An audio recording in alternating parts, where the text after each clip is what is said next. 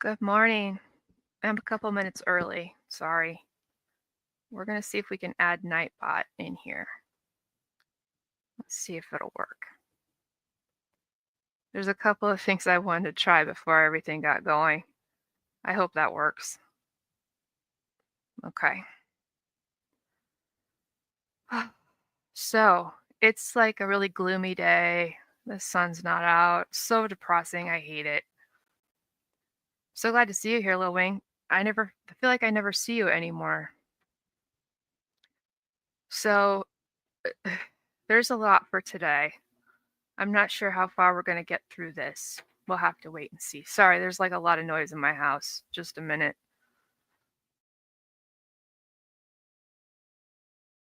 Ugh. People coming in and out. The door to like my office doesn't sit properly into the frame. And so anytime somebody goes out of a door to leave the house, it like shakes the door to the room that I'm in. Then it makes a whole lot of noise. So you're going to have to let me know if you can hear me okay. I found some really, really good things when I was looking around trying to find some old videos about the 530-630 problem. I found some good ones, and I'm gonna play them at the end if we feel like it, because they're really silly, and I'm not trying to do that. But I did find wait, what? I did find an intro video. I did find one. Hey Sarah. So normally I don't like to do silly stuff before we start talking about summer and stuff like that, but it's going to be a heavy day today. There's going to be a lot going on. Hey Appy Blue.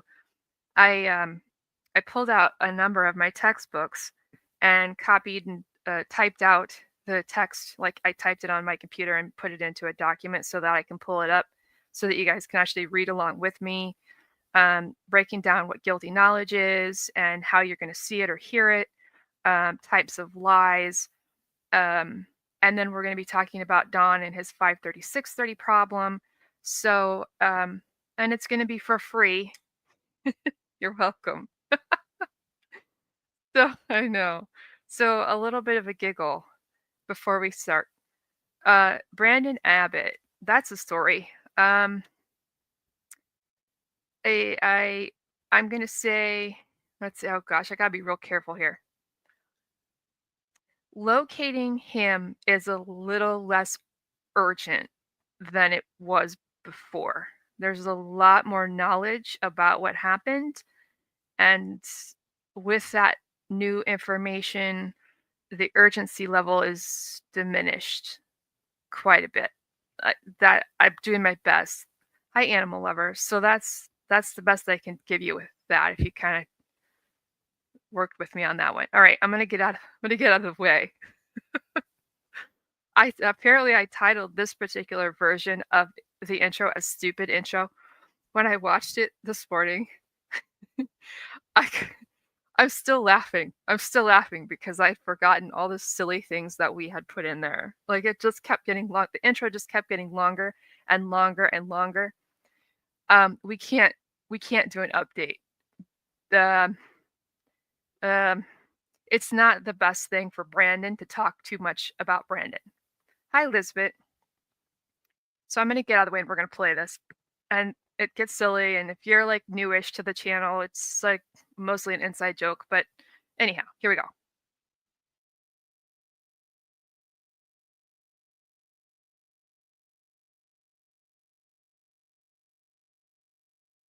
This program contains subject matter and language that may be disturbing to some viewers. Viewer discretion is advised. Okay, there we go. 3 patches. Done good. Floated big. Should hide, right? Wrong. This was all wrong. You said no, the lie detector test determined that was a lie. What? Really? Whoa. We know that you lied.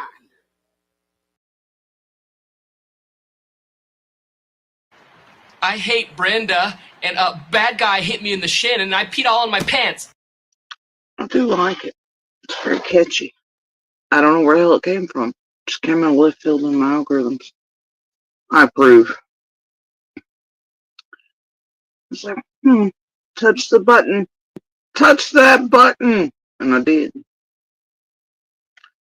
Anyway, like doe, deer, D-O-E, doe. Oh dear. So if you can't understand this video, you need to learn Americanish. You need to learn Americanish. Bye. Oh dear. I will block people who are attacking other viewers because that's not okay. And blocking somebody doesn't mean that I'm afraid of what they're saying. It's just, well, there's a really good tweet about this. Just because I put garbage in the dumpster doesn't mean I'm scared of garbage. It means it's rank and I don't want it in my house. Yes, exactly. I'm not going to change what I do here because I like it. You guys seem to like it. And if you don't like it, just don't watch it. No one is making anyone watch any of this at all. This is not required viewing. There's plenty of stuff on YouTube that I'm not watching. Stupid. Oh, man. Oh, my gosh. That is fabulous. Stupid. I'm gonna just On pause YouTube that I'm not watching. unsubscribe. There. I know the trash is rank, and I don't want it in my house. So this morning when I was looking for some old videos about 5:30, 6:30, I found that and I was like, oh my gosh. And like I said, I found some other ones, but we'll wait till the end. So the plan for today is I still have like the playlist of stuff we're going through, but I want to take a sidebar to look again at the 5:30, 6:30 situation. Let me look here. I hate when it's like humid outside and it really affects my throat. So I typed up this stuff from I kind of combined information from some textbooks, and I figured probably I know the drywall. The best thing I think what we'll do is we'll walk through this little video first. I mashed together 3 clips of Don talking about the 5:30 thing. So they're in chronological order. So this is like the phone interview that he has. And then it's going to go into the white t-shirt interview thing. And then it's going to go into the phone interview with Chris McDonough. And you're going to see how the 5:30, he like backs off on the 5:30. So we'll start with the videos and then we'll like dissect it. And if we need to come back and rewatch, we will. So here we go. Is she capable of going through? They've covered miles of area to search. Yeah, no, she would never leave because well, for one thing, we have bears and wild dogs, and we got druggies that, come around, look at other people's houses and stuff, all hours of the night. But this was like at 5:30 in the evening, So he's like really super confident. He's like, it was 5:30. It was 5:30 in the evening. Period. There's no tap dancing though. Well, maybe it was 5:30, maybe not. Hey, Cisco. Right? So this is where we're at now. This is the same day there was a press conference. And then Don has the white t-shirt interview.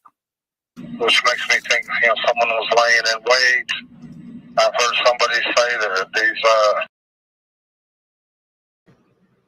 And can you tell us a little bit, what Summer was doing that afternoon or that evening? She was planting flowers with her mother and her grandmother, and she wanted to go into the house. So my wife watched her go into the door, and she went into the house, and the boys were on the internet, of course. And she wanted to go downstairs and play with her toys. So when her mother come in, she says, "Where's Summer?" She went down in the basement. She didn't answer, so she went down there, and she was gone. So she went out the basement door, which was unlocked, and we haven't seen her since. And so then the boys, just when she walked in the house, what about time was that? I'm not sure. 5:36. I'm not sure. I'm not sure. I'm not sure, but maybe 5:30 or 6. Maybe. I'm not sure. But see, just a minute ago, he was like, it was 5:30. I don't know how he knows it was unlocked. I think it's really interesting. So now we're going to fast forward a couple of weeks when he's going to talk to, a couple weeks at least, when he's going to talk to Chris McDonough.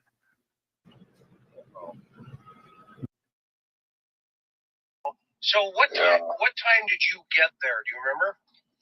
Well, they say, it's really strange because I thought it was 5:30, but the 911 call says 6:30, 6:26 is when the first call come in. And that could have well be. Sometimes I work till sunset, A lot of times I have been here lately, but I thought it was 5:30. But the strange thing of it is when we went to the Hawkins County to do our lie detectors and everything like that, they took all of our phones. And then magically, all of our phone records from 3:30 on that day have been deleted. So fast forward again. Hi, Sandy. And now this the firmness in 5:30 has disappeared. And suddenly he begins to anchor his timeline based off the 911 call, which was around 6:30. It was like 6:31 plus or minus 4 minutes, something in there. So the question that I had was, why is he anchoring his timeline off the 911 call? Like, why has he chosen that event to build his timeline off of? And I was like, well, okay, that's the only thing that so far that we know that they can prove. Like, they can prove the 911 call because of the call logs, right? So because they can prove that, he's got to make sure his timeline aligns with that time frame. You know what I'm saying? So I went to look in my textbooks about lies. So I'm going to pull you over here. We're going to read this stuff together, and it's going to give you some general information here, and then we're going to get down to specific about Dawn. Okay? So I'm going to read this. I won't be able to see you. This is from my textbook. People do not want to lie. In an open statement in which a person can say anything he wants, most people will not tell a lie. People know that if they tell a lie, it causes stress which may surface in the form of a body movement. These nonverbal gestures may give away the fact that they are lying. Therefore, out of the fear of having their emotions betray them, most people will choose not to lie. Another reason people will not lie in an open statement is because they do not know what the interviewer knows. If they tell a lie and the interviewer knows it is a lie, then they are in trouble. So the safest way for them to play it is to not tell any lies. If a person does decide to tell a lie in an open statement, often he will not tell a direct lie. He will give the appearance he is telling the truth. A lot of times when we speak with someone who we think is being deceptive, we look for the lies. However, since people rarely lie, you may be wasting your time. While you are looking for something that is not there, you miss the other important information the person is giving you. You need to change your way of thinking. The key is to believe what people tell you. That may sound a little scary. However, if you take this approach, you will obtain a lot more information. Not wanting to be gullible, you will become very discerning in what people are telling you. That's a common thread, no matter where you look with legitimate statement analysis people. You're always going in it with the presupposition that people are telling you the truth. And then, like Peter Hyatt will say, that the speaker has to talk you out of it. That you have to believe them and they have to be talking themselves out of this. So let me see. We're going to go over here to 5:30. And this is where my research kind of was headed. And I got to a place where when I was looking into this, where I said, I need you. I almost came live again last night because I needed to talk to you guys about this. So where I got to when I was thinking about Don anchoring his timeline at the 911 call, this is where I got to. So someone who's trying to align their memory with a fixed event like the 911 call, right, will start to float between times, never pinning down one confidently, because the truth of 5:30 is problematic and the lie of 6:26 is verifiable. Now you're going to have to tell me, hi radio gods, you're going to have to tell me if this makes sense because I probably can figure out a way to reword it. So reporting the time as 5:30, this would allow Dawn to tell the truth, thereby avoiding the markers of deception. Additionally, there would be supporting evidence like call logs, call records, like to show that that's what time him and Candace talked. There would be some sort of digital evidence. So if he says we talked at 5:30, well, there would be proof that they talked at 5:30. However, if he does tell the truth, then Dawn would be subject to questions about the delay in calling 911, what activity occurred between 5:30 and 6:30, which might be possible abuse or neglect, and so on. And so if he's going to say 5:30 and he's going to stick with it, then he's got a lot of explaining to do about the delay and that sort of thing. So he could be telling the truth, which would get rid of like the deception markers. But at the same time, that opens a whole lot of doors that are bad. Now, on the other side of it, if he reports the time as 6:30, this would force Dawn to tell a direct lie. People don't like to lie. Not only that, but the direct lie would be verifiable via phone records or 911 call logs. So if he were to say, we talked at 6:30, well, they can go pull the same call logs and find out that it was not true. You know what I'm saying? The calls between him and Candace. So in other words, Dawn would knowingly be stating something that can easily be disproven. This would then place Dawn in a position to explain why he had lied. So it's kind of like a double-edged sword. Which do you go with, right? Either way, Dawn ends up feeling cornered, uncomfortable, exposed, and forced to navigate questions he'd rather avoid. Whether he tells the truth and risks scrutiny, or lies and risks exposure, both past demand explanations that he either doesn't want to or he's not prepared to talk about. So it takes me back to the question, why is Dawn using the time of the 911 call as an anchor in his timeline? Does this make sense where my thoughts were going? So he can tell the truth, but then it looks bad. But he can lie, or he could lie, but then they'd prove that he was lying. Like, he can't get out of that. There's no path for him to take that would end well, because I believe there's something at 5:30. I do, because Dawn was so confident about it. And then it wasn't until he was approached about the 911 calls that he suddenly started to backtrack on that. Does this make sense? Because if not, I can figure out a way to word it differently. Get where I'm going? I don't have an answer to this. I don't know why he's anchoring his timeline at 911. The only thing that I could come up with is that that's because it's a verifiable fact. And because that's a verifiable fact, he has to alter his story to align with that, as to make sure it sounds good to the public and to the law enforcement and stuff. But there's going to be proof. There has to be proof that exists. Whether it's, if you're on Facebook Messenger and you go and you delete a message, it doesn't actually delete it. The Meta people keep that stuff for some period of time. Wait, what says, in my honest opinion, to match Jody Sue as well, right? Yeah. I did find the clip of her talking about 5:30. Let's see. So, guilty knowledge. There's a reason I'm gonna go here, because I want to talk about Dawn and Candace really fast as kind of like a sidebar. So I know that we all here, especially behavior panel, talk about guilty knowledge all the time. So guilty knowledge refers to information that only the perpetrator could know and accidentally reveals, either directly or indirectly, in their language. In other words, it's when a person says something they shouldn't be able to say unless they were involved. Like something that has never been released by law enforcement. Let's say that, somebody's talking to you about the disappearance and they indicate some specific piece of information that it's never been made public. This is not just about lying. It's about revealing details that no innocent person would be expected to have access to. That's what guilty knowledge is. So my follow-up question on that one, could someone other than the actual perpetrator, the one who actually did it, could someone other than that perpetrator have guilty knowledge, quote unquote guilty knowledge? The answer is yes. There's a couple of ways. One of the ways is because they helped cover it up. A person who helped hide a body or clean a scene or lie to authorities or delay a 911 call might not have committed the crime, but they now possess inside information. Their statements can still leak. This is all in reference to statement analysis, by the way.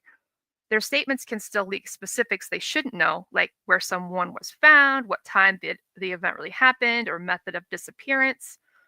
Their guilt is in the cover-up, not the act, but the knowledge they carry leaks the same way as a guilty knowledge.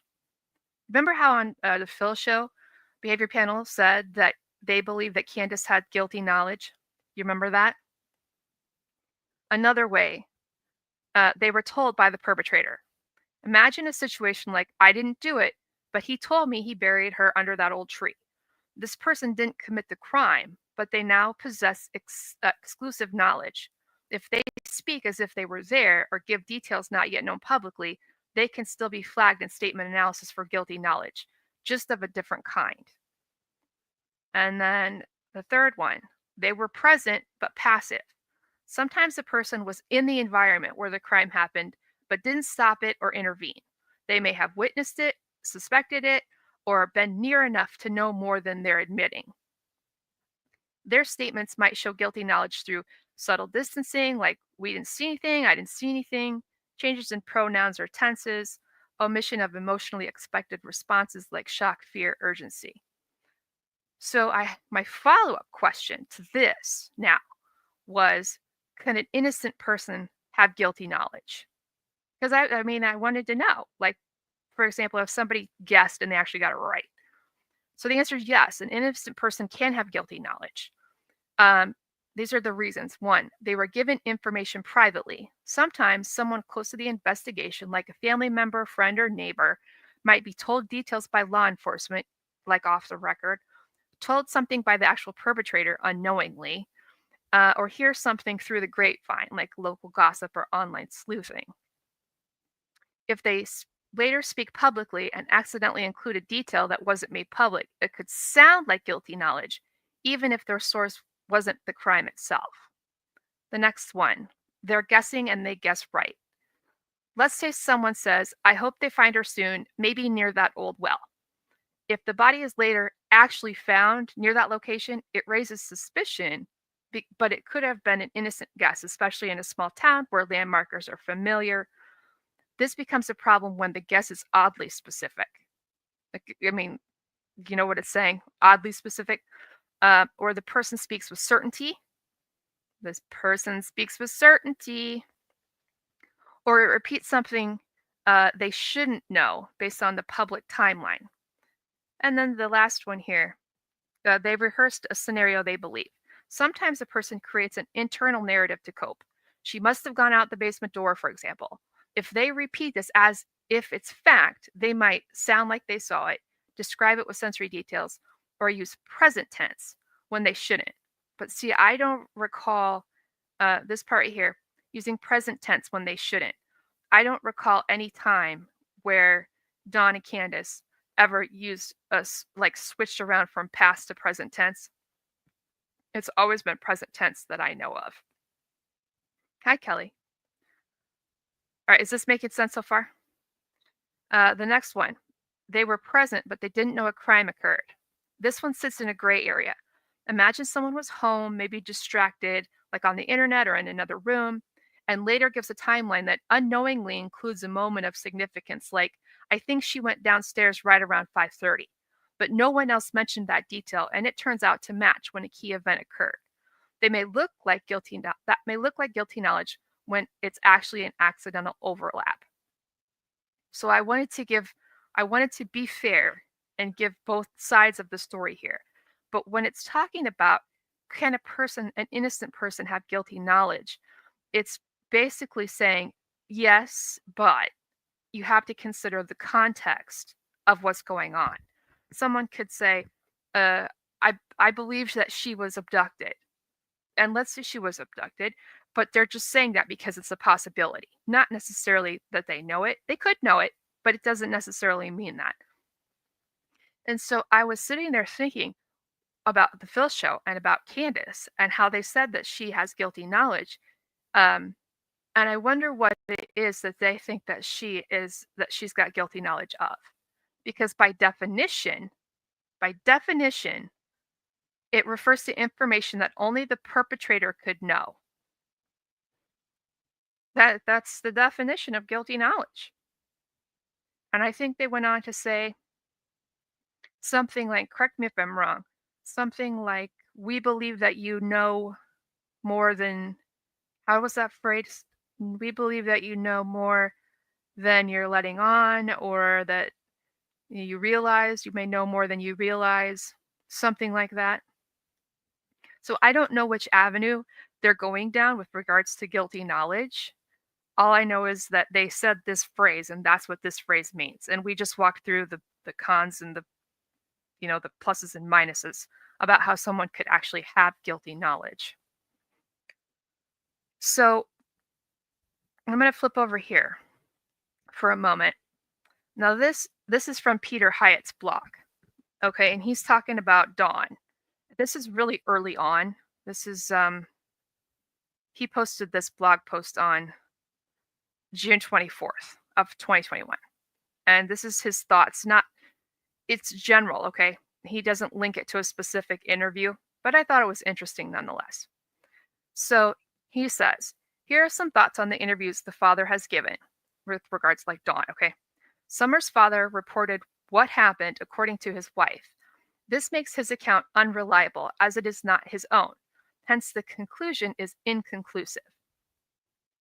When he has spoken about Summer, number one, he has revealed that he either believes or knows she is dead. This could be from either his defeated, depressed outlook in life, along with the context like her age, the terrain, the length of time, crime stats, media, etc., or it could be guilty knowledge.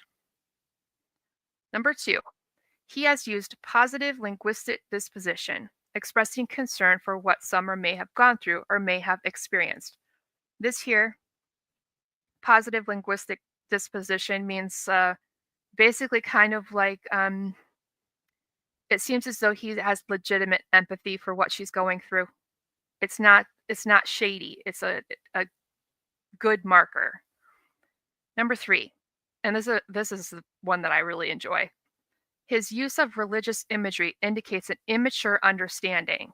That means like that he's new to it and is likely a reflection of the life he has led, including incarceration. He did not call upon deity to affirm his words in the interviews that I have heard. So basically, he's using things that he's maybe like heard around, particularly in prison, to make it sound like he's this religious person, but the information that he speaks about the Bible and God and whatnot is very vague and surface level, and more like something that you would be indoctrinated with rather than your own personal belief about something. Or it could mean that they're like, what's the word I'm looking for? Not keywords, but they're sort of the popular phrases and stuff that people will automatically go to. Like the resurrection, for example, that's a hot topic. That's a big deal for the Adventist people. So he knows that it gets talked about a lot. So I'm sure he has a general understanding about that. But Peter Hyatt doesn't believe it goes any further than a surface level. Number four, substance abuse may impact his cognitive abilities, though limitations may predate substance abuse. Number five, suicidal ideation is likely. Number six, child neglect, general and overall, is indicated. This impacts all the children. All the children. Should I read that one again? He says the same thing about Candace. Child neglect is indicated, and that child neglect impacts all the children, not just Summer, all of them. And I was like, So he continues on. I cannot conclude innocence or guilt regarding Summer's disappearance from his interviews, as he speaks of what his wife told him. His need to persuade in the account itself indicates awareness of neglect. This includes the all of a sudden portion of Summer saying she wanted to go inside and the mother watching her go through the door. So we were talking about all of a sudden. Wasn't that yesterday that we talked about that? This is where he's attributing to. The need to persuade and the awareness of neglect.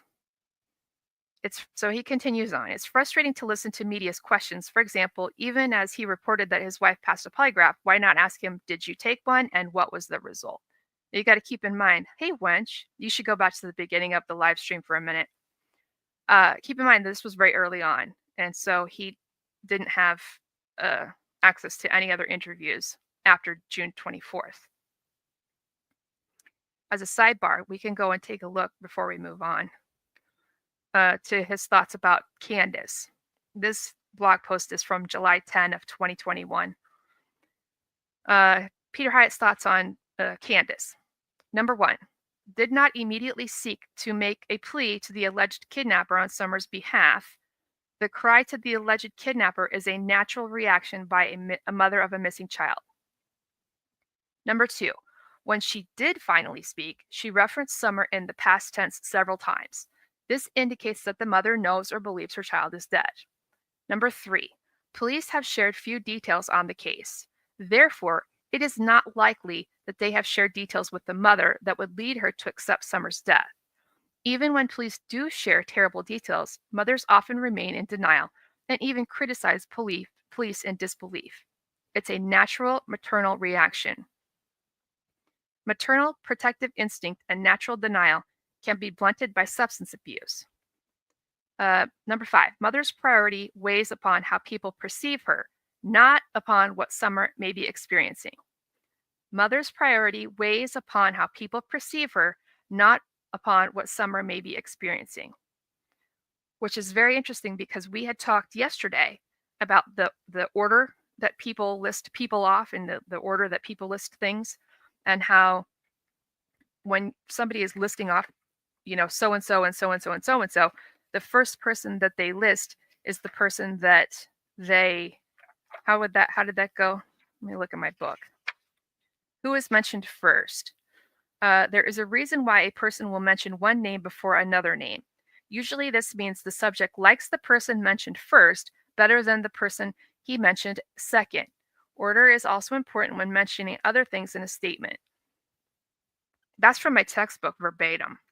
So this is a different, this is not what I'm reading from, my textbook I'm reading from is not one that Peter Hyatt made. It's one that Mark McClish made. So two different people have basically given the same sort of general concept about the ordering. And so I was like, yeah.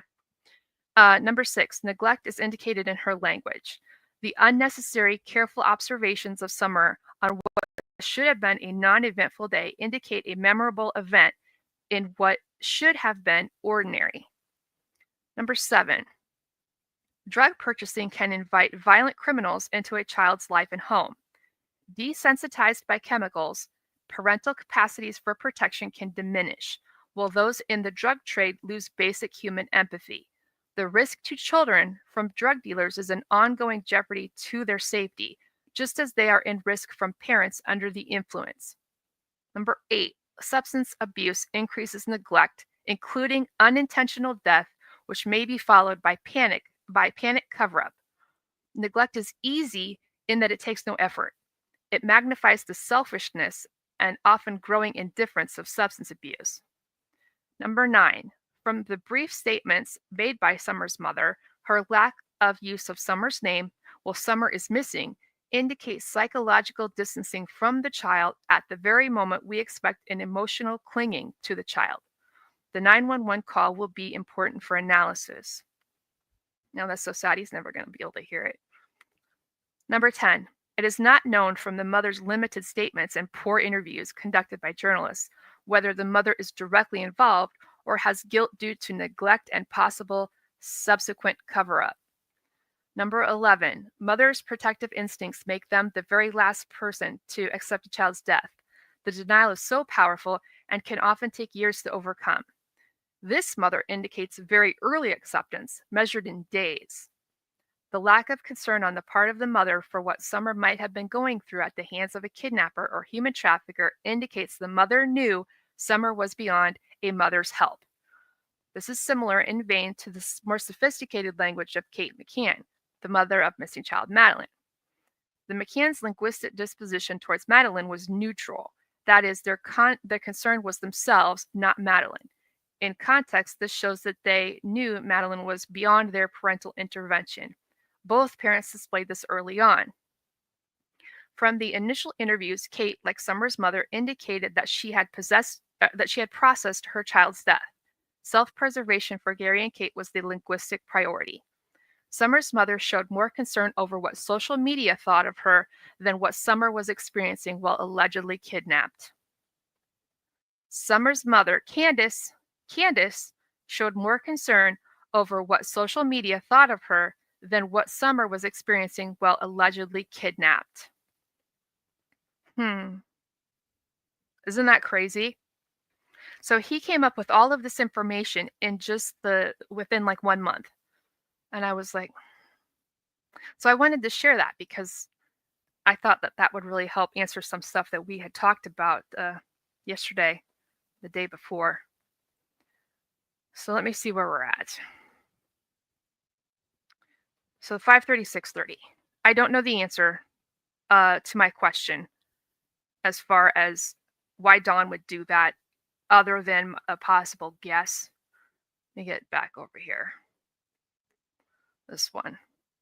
So the question is, why is Dawn using the timeline of the 911 call as an anchor in his timeline? I don't know.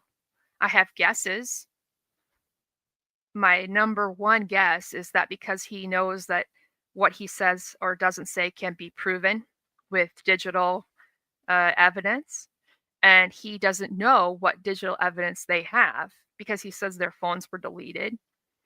And so therefore, he has to figure out, okay, like he knows for sure about the 911 call. That's a for sure factual point in time, set point in time. And so he's got to navigate, okay, I wonder what they know and what they don't know. And I want to be really careful what I say because they can fact check me and they'll find out I'm lying or telling the truth. So he still talks about 5:30, but in sort of a wavering, non-committal kind of way. Get where I'm going with that? Yeah. So there's that and that. We've done that and that.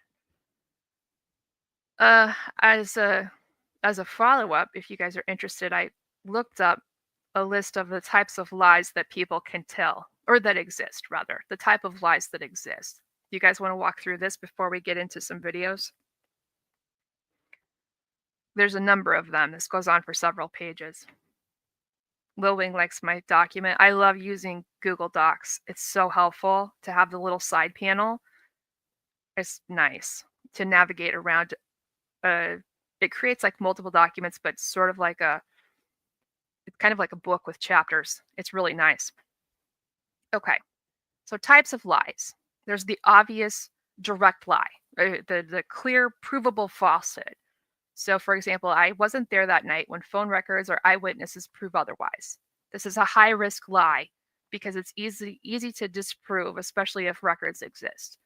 In the context of Dawn, saying Summer went missing at 6:30 if he knows it was 5:30 would be a direct lie.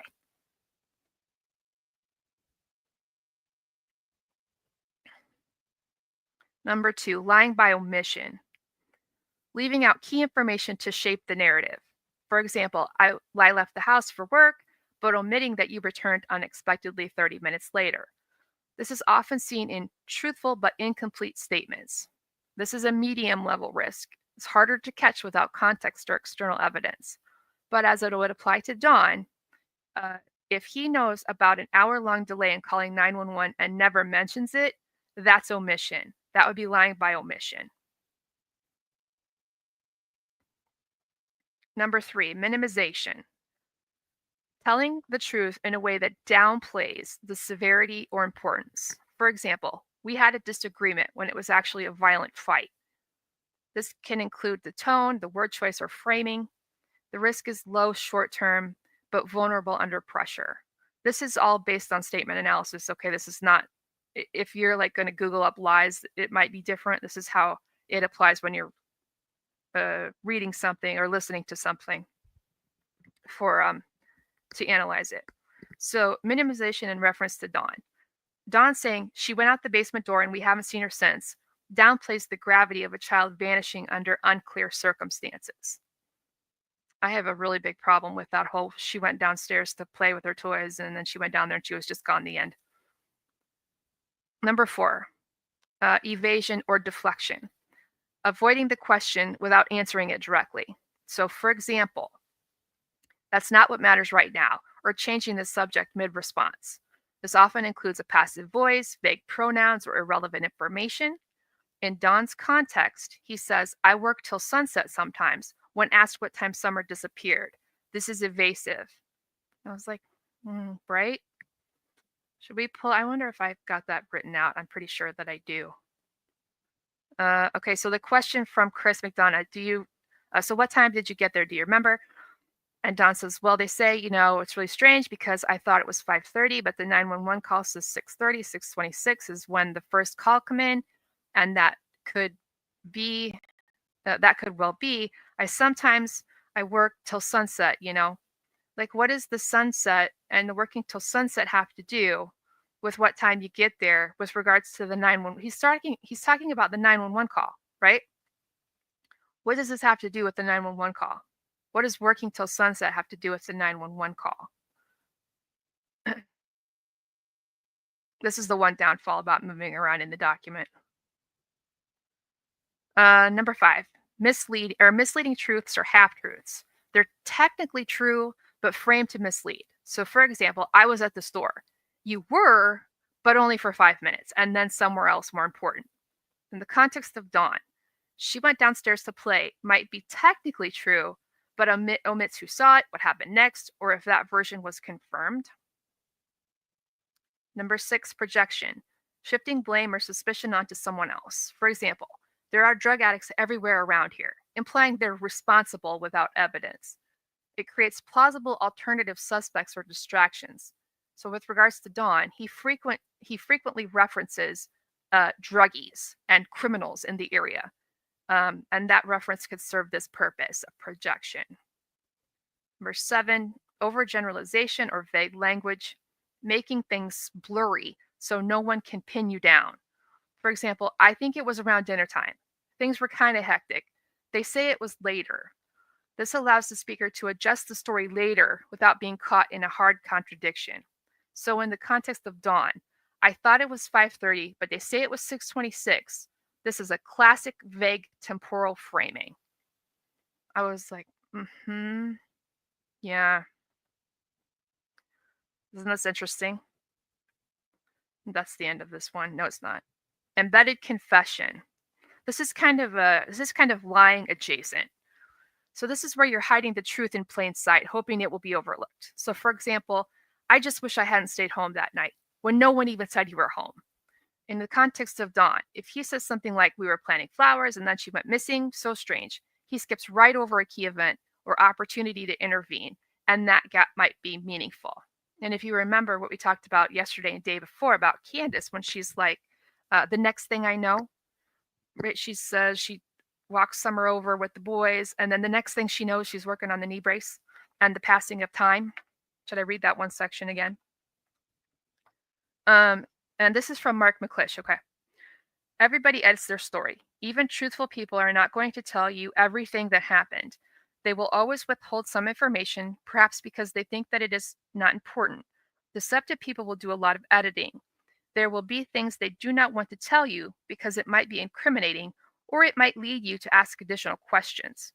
In an effort to withhold this information, deceptive people may use certain words or phrases that skip over those areas that they do not want to talk about. So here is a list of some words and phrases that indicate the subject has skipped over something in his statement.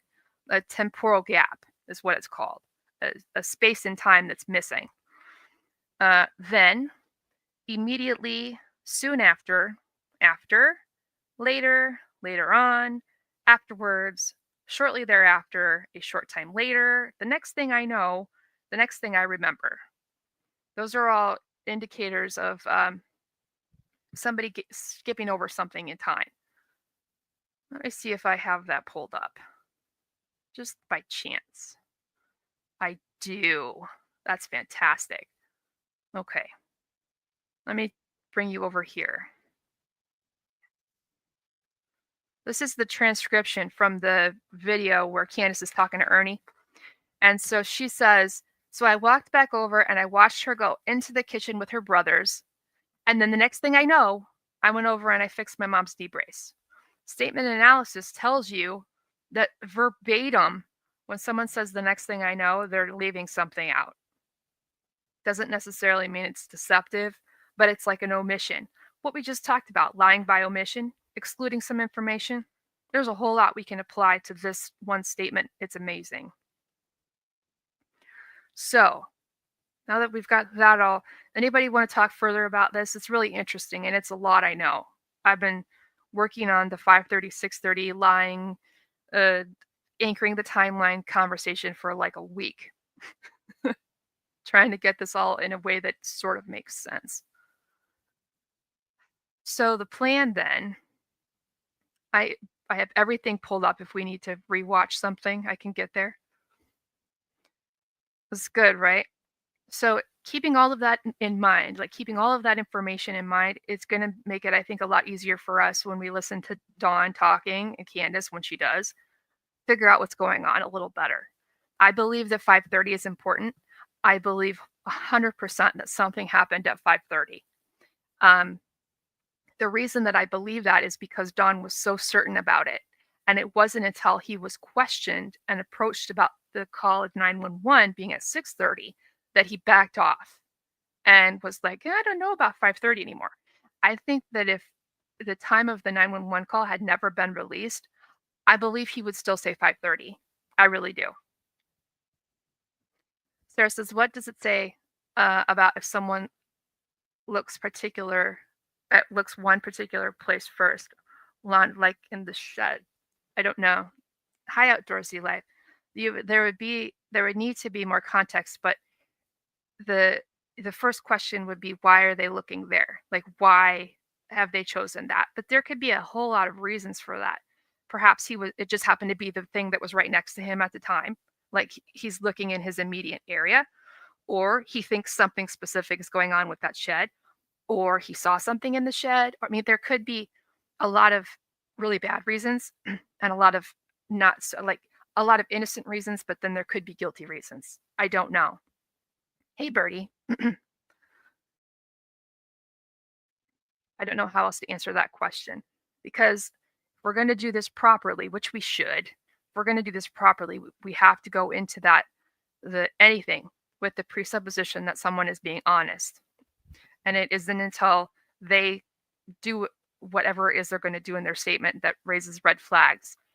And like when I first started doing statement analysis on YouTube, one of the things that I constantly would remind everyone is that when you're listening to something or you're reading something, you should just be reading it with no expectation, like none. You're just reading it like you would read a book. And as you're reading through it, if you see something that's not right, if you see some phrasing or wording that, like what we've just talked about, you make a mark of it, and you don't jump to a conclusion about something until you've completed reading and analyzing the whole thing. You need to understand the whole statement from start to finish before you can go back and decide on what you think about one particular word or phrase. So with regards to Candace talking about all of a sudden, let me pull that back up. Make this a little bigger. So if you weren't here when we talked about this,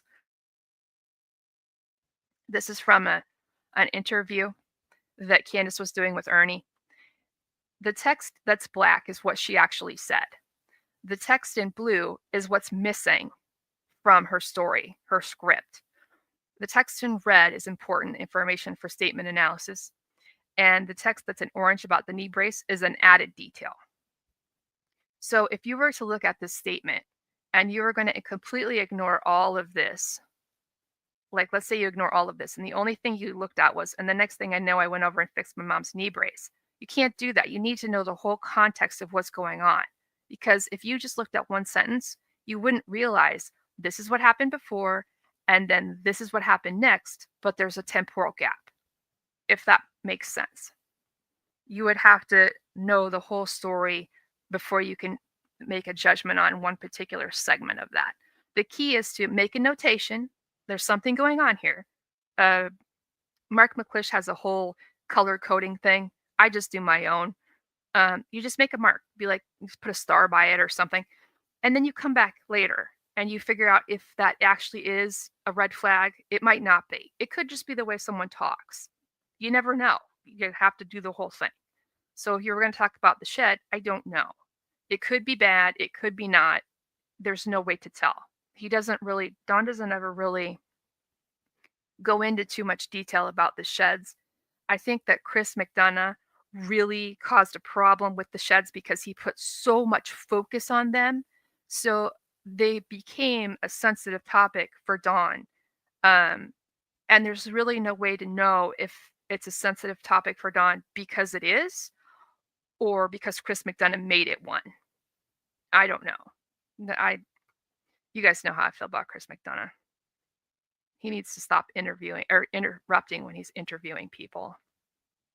So now we're going to move forward. We're in November of 2021. Now lots happened. The Phil show happens. Jody Sue talking to the news happens. So we'll just kind of play through this and see where we need to stop or whatever. We're doing pretty good for time.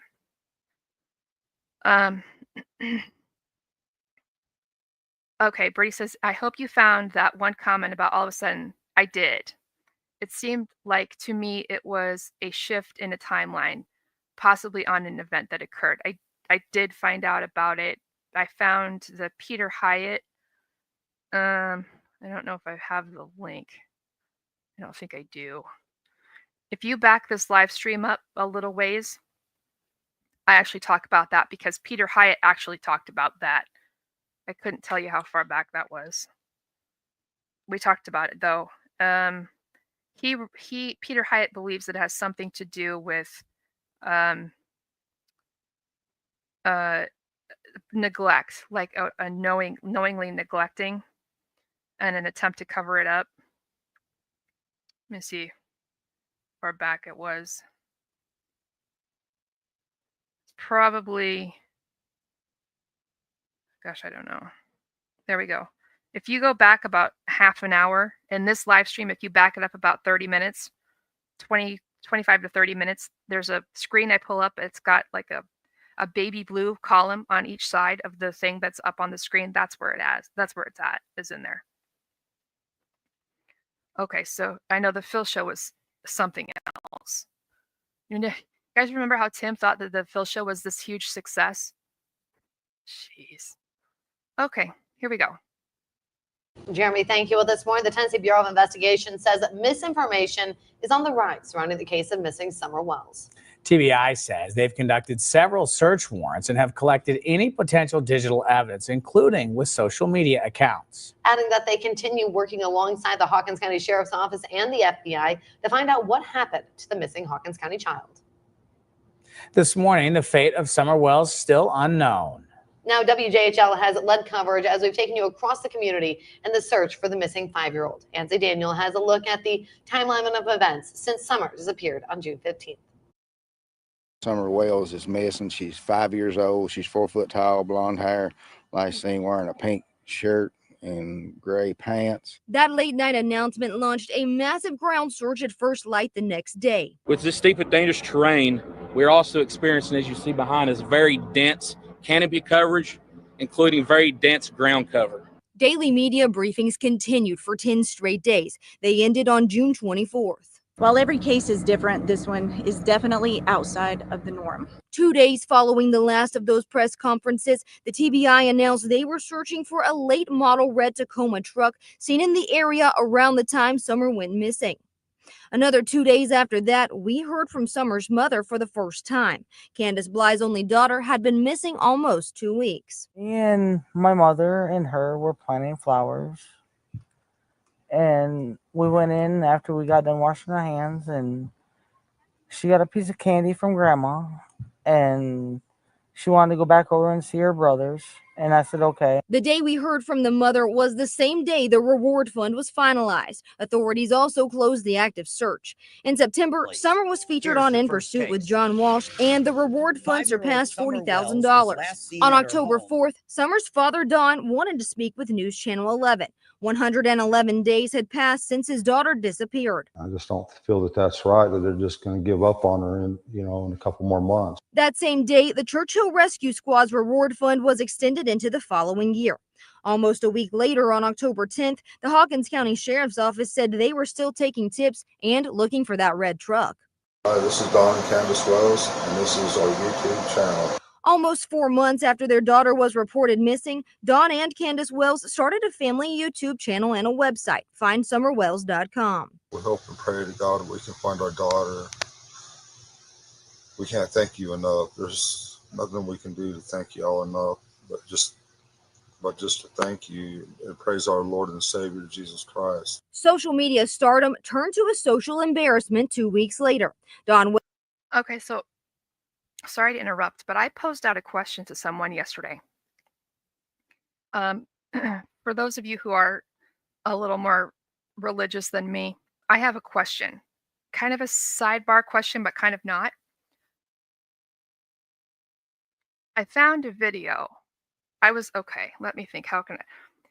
See, I'm going to tell you a story. My storytelling. I got to back you up. So I was trying to find other statements that have been made publicly where somebody uses God and religion and things with regards to like a missing person. And I did find one. We could talk about that some other time. But there's this pastor that has been abducted. He's from Tennessee, and he's been abducted by some people in Africa, and he's being held hostage. And his father-in-law comes on the news and is saying things like, we pray to God that he'll be safe and everything. And then the man goes on to pray for the kidnappers, to pray for them to find God and find faith in their lives and find goodness in their hearts. And he's talking about how he's praying for them to do the right thing and that kind of thing. And I was like, because Don never once ever says anything about the alleged kidnapper, ever. He calls the kidnapper bad names.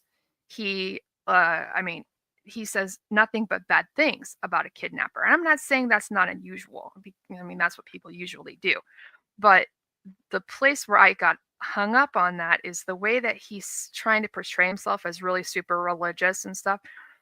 Why wouldn't he do the same thing? If he's that religious, why doesn't he do the same thing? Do you know what I mean? Let me see if I can find that. I probably cannot. I'm looking here. I know I looked at it yesterday. Joshua, I think is his name. I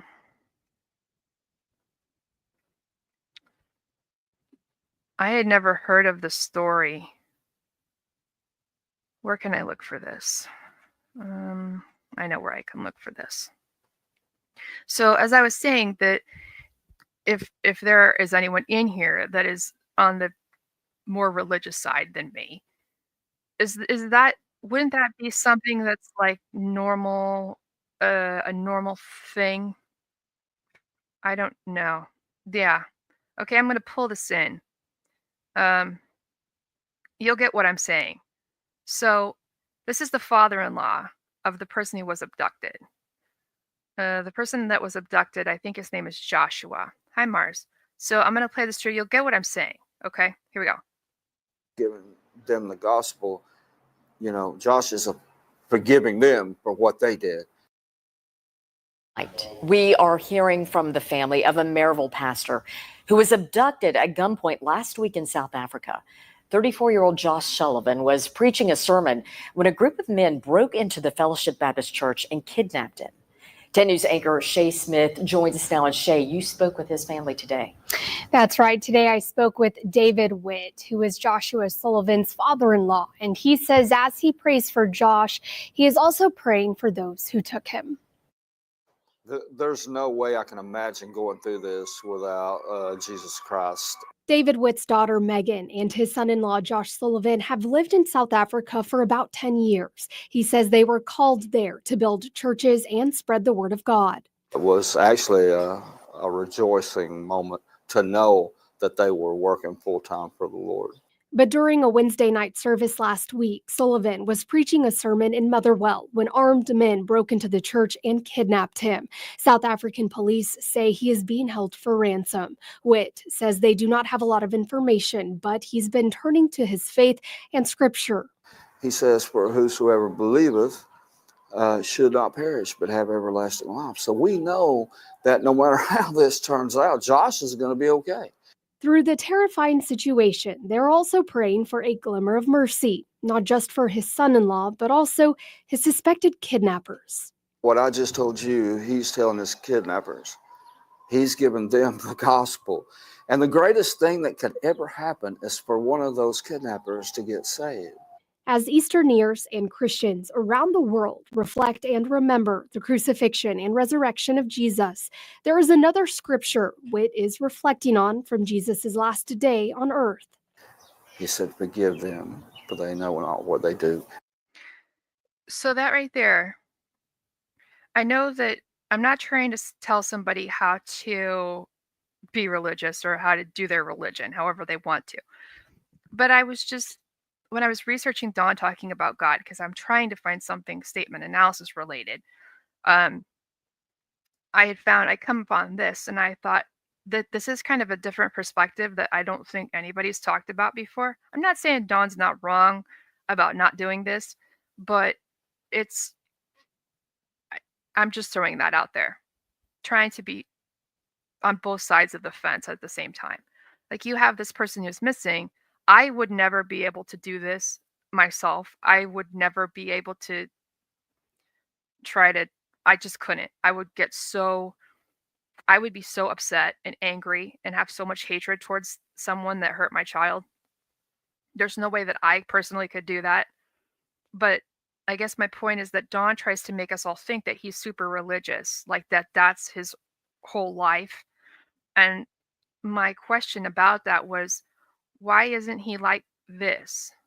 Why doesn't he follow this line of thinking? Just saying, not trying to judge. I'm not being judgy. I'm just asking because I have no experience about that. Okay, here we go. Wells was pulled over on a suspicion of DUI and arrested while live on YouTube. Wells was later charged with a probation violation and released on his own recognizance. In Rogersville, Ansley Daniel, News Channel 11. Thank you, Ansley. And later on this afternoon, Don Wells and Candace Bly will be speaking about their missing daughter in front of a national TV audience on the Dr. Phil Show. You can watch that right here on News Channel 11 at 4 o'clock. Another episode airs tomorrow as well. And after News Channel 11, we'll continue to take an in-depth look at the search for Summer. In-depth coverage continues through the evening, starting today at 5 o'clock, as we hear more from Don Wells on the problems in his first on-camera interview following his DUI in violation of probation charges, and since Dr. Phil was filmed. Right now, the Amber Alert still active this morning for Summer Wells and will remain that way until she is found. If you have any credible information about where Summer could be, you are asked to submit tips and leads to the Tennessee Bureau of Investigation. Only if they're credible. Right, TBI? Ugh. Months after the All right. call came in that Summer Wells is missing, investigators say they are no closer to finding out what happened to the 5-year-old little girl, but they do tell us that they are still working every tip and lead that comes in. I assure you, we've done everything when we was up on that scene, everything humanly possible to do. It's been months since the weeks-long ground search for Summer Wells was called off in the Beech Creek community. My personal opinion about Dawn and the using of religion and things, and it's my own personal opinion, partially based off statement analysis, but not 100%. I think that he just likes to name drop God. I think he likes to name drop the Bible.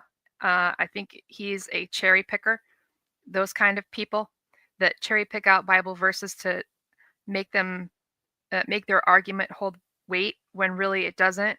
I think that he might know some scripture, but I don't think he actually understands what it is. He might be able to recite it to you verbatim, but he actually has no idea what he's telling you.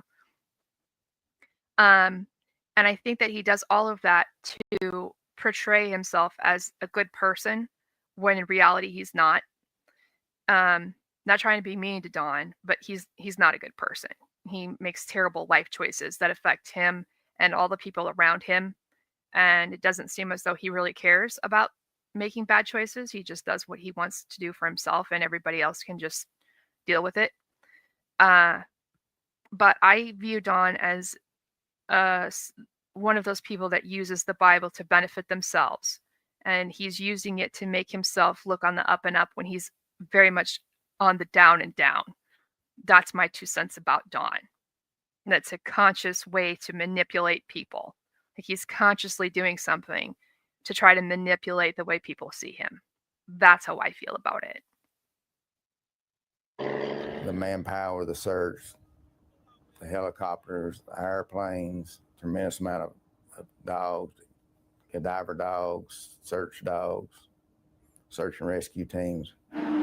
Now, the Hawkins County Sheriff's Office, TBI, and FBI are still following up on tips. I have one detective assigned to it, and TBI has agents assigned to it as well. We have the FBI partners on board. My detective, when he gets things comes in that he needs to look at, then he will get other detectives to help him follow up those leads. Summer's parents and concerned community members believe she may have been abducted or trafficked.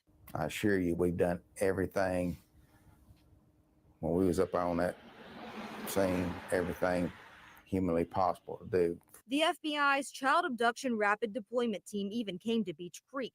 That's a team dedicated to investigative, technical, analytical, and resource assistance on site during non-family child abductions, ransom child abductions, and mysterious disappearances of children. We brought the FBI card team in, and everything that they can find, there was no indication whatsoever of child abduction. The TBI asked for help finding the driver of a Toyota pickup truck that was seen in the area around the time Summer went missing.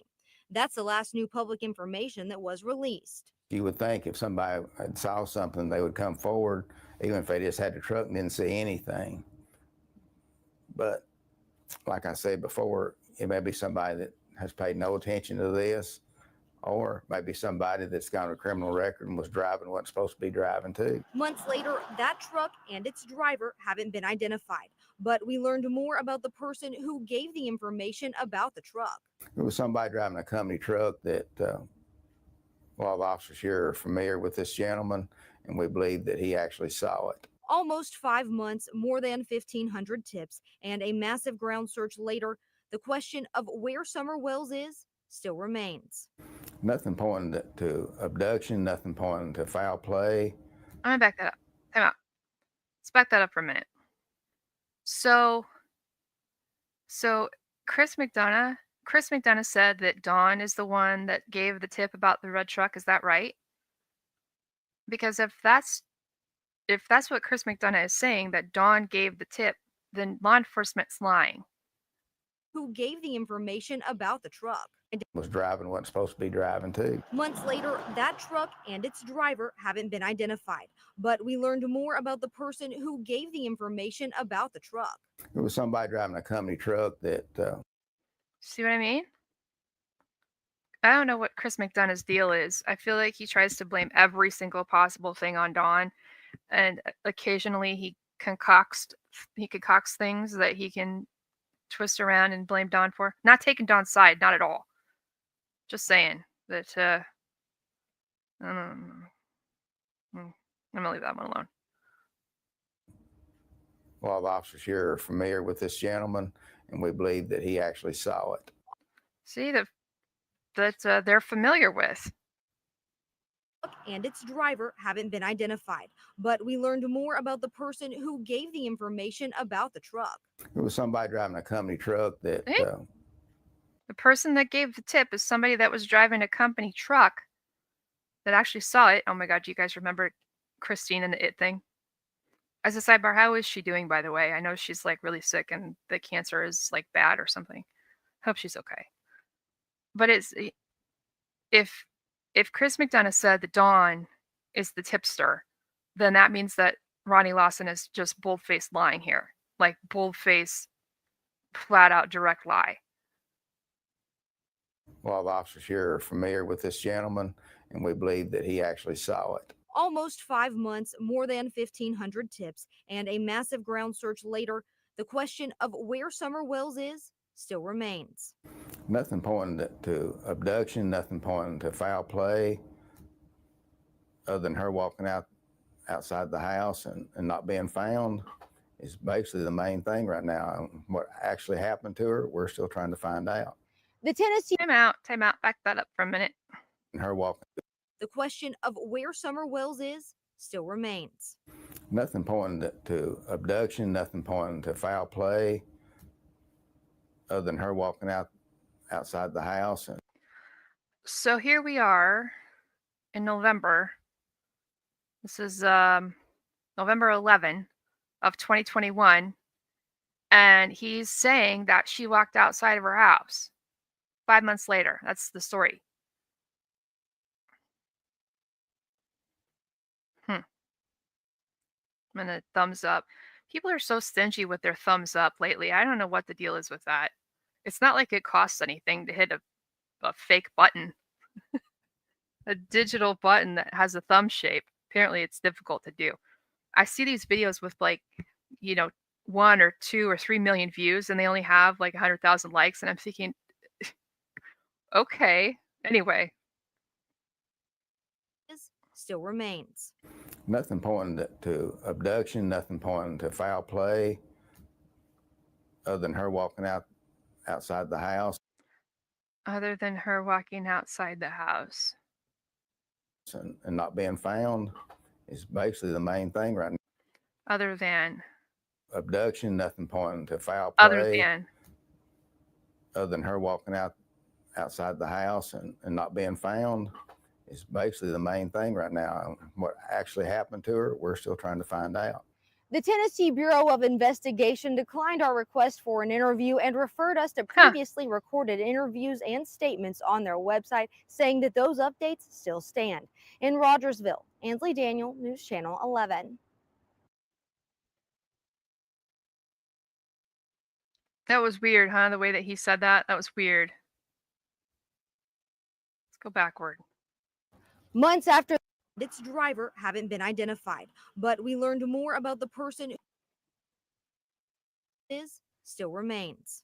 Nothing pointing to abduction, nothing pointing to foul play, other than her walking outside the house and not being found is basically the main thing right now. What actually happened to her, we're still trying to find out.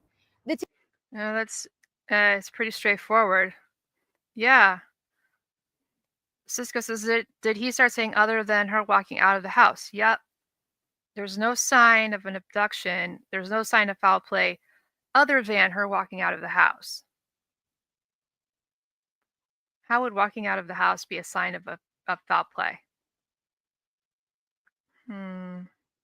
Out changes to outside, I know.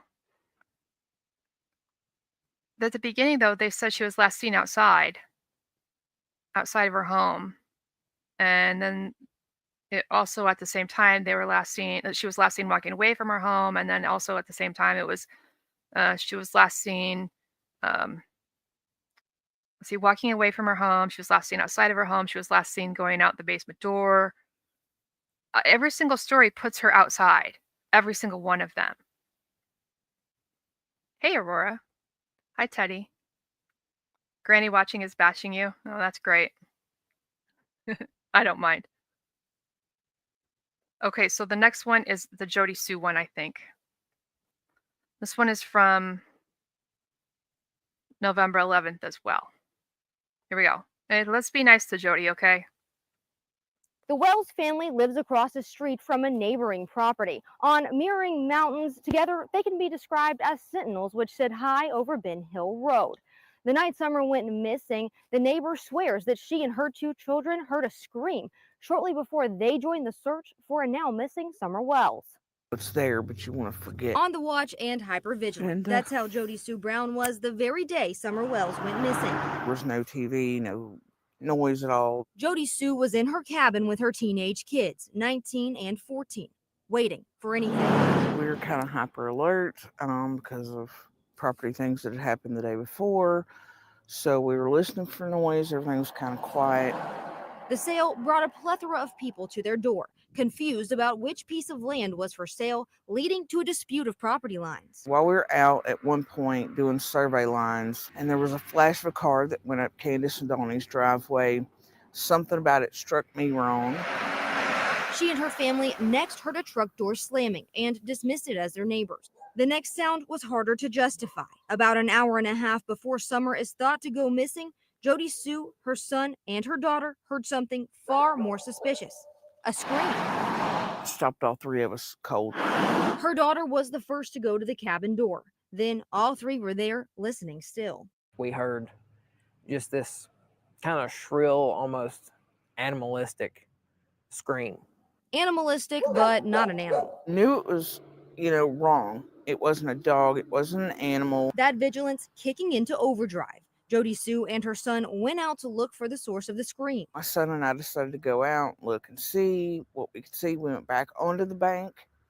Didn't see anything. Didn't hear anything. They went on with their evening. The kids returned to being kids. Jody Sue headed down her driveway around 6 to tend to flowers. And at this point, I start hearing Candace hollering for Summer. And then my brain immediately went, scream earlier, this, uh-oh. Jody Sue was the first to hear those calls and the first to join the search for Summer. I dropped my purse. I tried to yell up at Candace. I was like, I'm looking, and I started looking. Jody Sue searched one side of a creek, Summer's brothers the opposite side. And you gave statements to the police, right? Oh, absolutely. Jody Sue had been interviewed many times by investigators, bringing up the scream often. But the sheriff doesn't believe the scream is related to the disappearance of Summer Wells. She's been interviewed numerous times by not only my agency, but the TBI and FBI, and we don't find anything with that complaint or information related to this case. Jody Sue wishes she could go back to just a short time before Summer disappeared and before the scream she believes was Summer. Wish every day that when I heard that scream, I hadn't tried to dismiss it. Referencing the work of the FBI, TBI, and his own deputies, Hawkins County Sheriff Ronnie Lawson reiterated in an interview the same week as Jody Sue's that investigators have found absolutely no proof that an abduction has taken place. In the Beech Creek community, Ansley Daniel, News Channel 11. I know that people are on the fence about whether to believe the scream or not. I know people criticize the slamming of the door, of the truck door, and that stuff. I have certain opinions about Jody that have. At first, I didn't like her.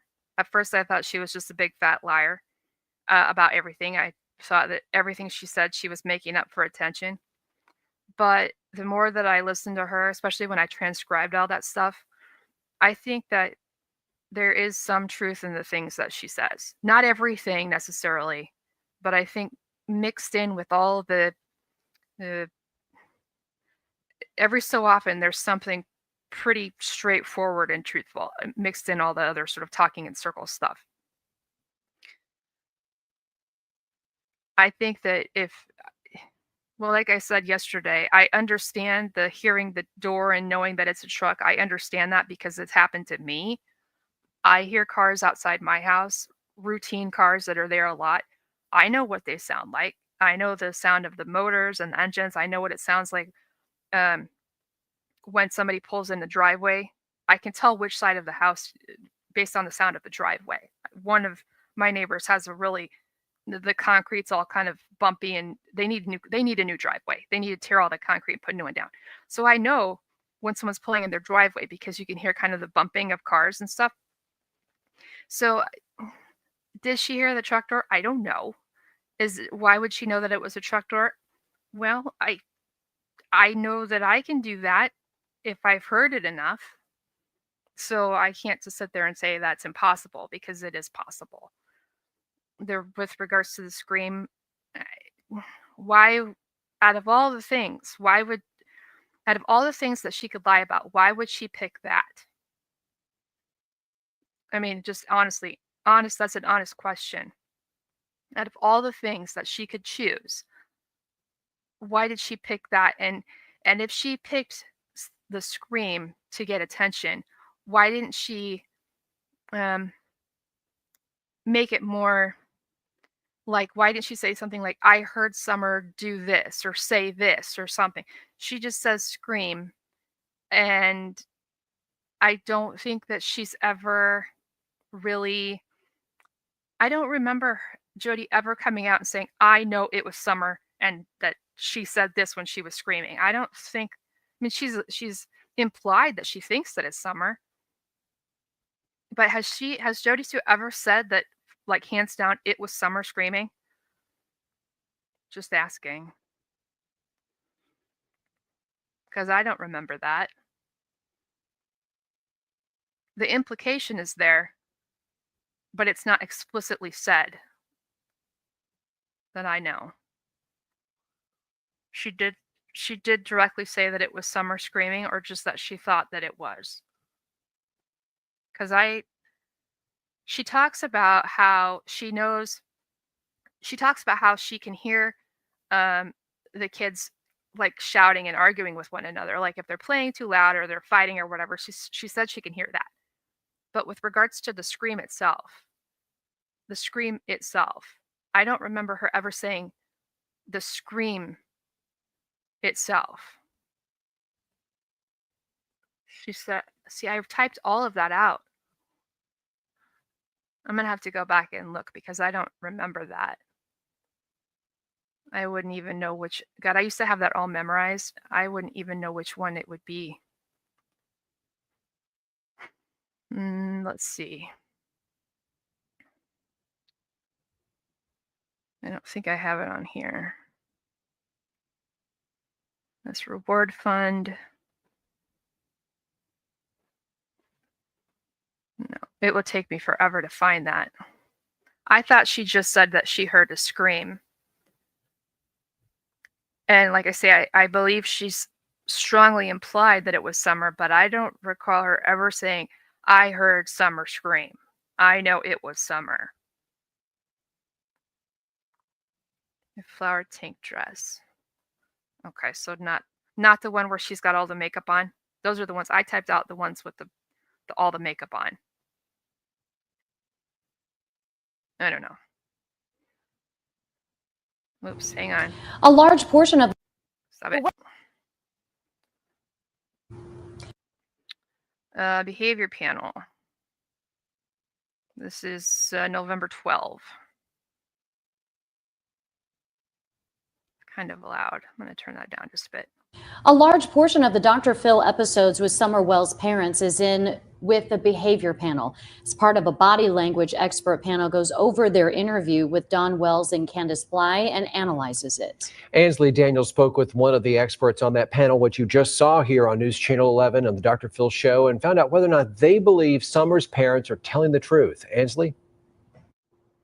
Josh and Sarah, the behavior panel has taken YouTube by storm. It's a group of 4 body language experts and behavior experts who analyze that body language and human behavior in videos of public interest. Now, they have analyzed Don Wells and Candace Bly several times, including our very own News Channel 11 interviews. Now, one of the panelists tells me that their latest experience on Dr. Phil across all of their analyses, they say that their thoughts are the same.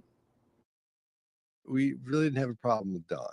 He seemed like he was being honest. It went ahead and solidified our thoughts on him having nothing to do with it whatsoever. Didn't know anything about it. The experience on Dr. Phil, not all glitz and glamour for the parents of the missing 5-year-old. We got in there.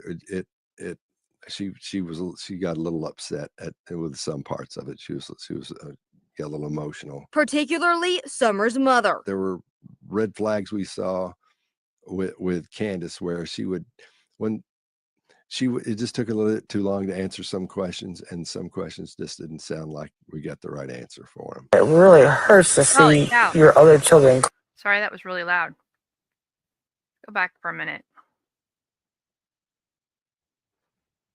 The experience on Dr. Phil, not all glitz and glamour for the parents of the missing 5-year-old. We got in there, she got a little upset with some parts of it. She was got a little emotional. Particularly Summer's mother. There were red flags we saw with Candace where it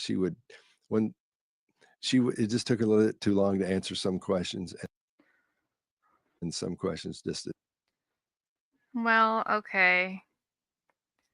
I don't know. She took a little bit too long to answer questions. I'm not trying to be mean to Candace. I'm not trying to like put her down or anything, but sometimes she's not the quickest to answer stuff. Sometimes it takes her a while to kind of get her thoughts organized. No, not being mean. I think the more substances that she puts in her body, the longer it takes her to answer stuff. I don't know. I'm sorry it gets really loud here. didn't sound like we got the right answer for them. It really hurts to see your other children crying. All right, I'll go first on this one. This is the one that really bothers me. Which doesn't mean anything, doesn't mean that she's guilty or innocent or anything. It just, we just saw some things and heard some things that made us question the validity of her answers. So he's really going through his mind. I don't know why that's so loud there. What did he just say? Which doesn't mean anything, doesn't mean that she's guilty or innocent or anything. It just, we just saw some things and heard some things that made us question the validity of. Made us question the validity. Made us question the validity. That's an interesting word.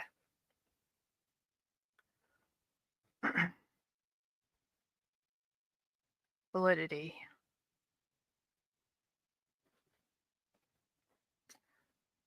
I'm going to look that word up while this plays. I'm sorry it gets really loud. Here we go. Of her answers. So he's really going through his mind. He is honest, I think, about trying to fly right. Together, the panel of 4 all have expertise in communication, body language, deception detection, interrogation, and resistance to interrogation. Did you have anything to do with Summer's disappearance? No, sir. But what they do for this isn't interrogating. It's in no way an interrogation. It was just a fact-finding mission, I guess you'd say. Okay, so I looked up the definition of validity as it relates to statement analysis. Here's what it says. In statement analysis, validity refers to whether a statement is truthful, reliable, and consistent with the known facts, human behavior, and linguistic patterns. It is not the same as truth in an absolute sense. It's more about whether the statement holds up under scrutiny.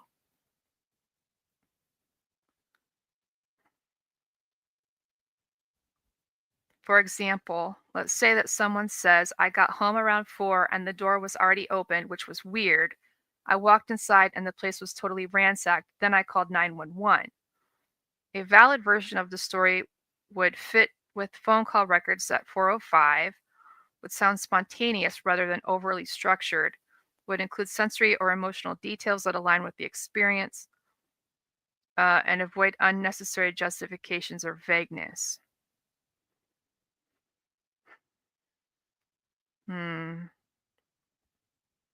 Should I type this whole thing in? I have to back it up. Where is this at? It just took a little bit too long to answer some questions, and some questions just didn't sound like we got the right answer for them. All right. It really hurts to see your other children crying. All right, I'll go first on this one. This is the one that really bothers me. Which doesn't mean anything, doesn't mean that she's guilty or innocent or anything. It just, we just saw some things and heard some things that made us question the validity of her answers. We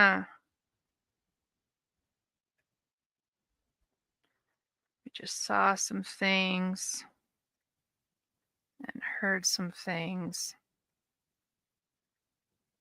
that made us question the validity of her answers. That would imply that there is some doubt as to whether her answers were truthful, consistent, or credible. It's not an accusation of outright lying. They're just saying her answers might not be valid.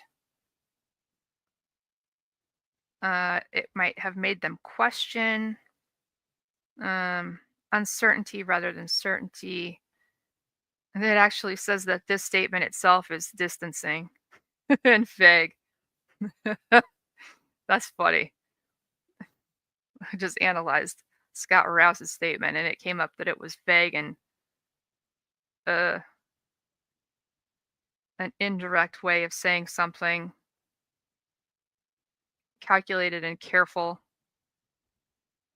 trying to signal doubt without inviting confrontation. And maybe it's an attempt to let the audience reach their own conclusion. He's really going through his mind.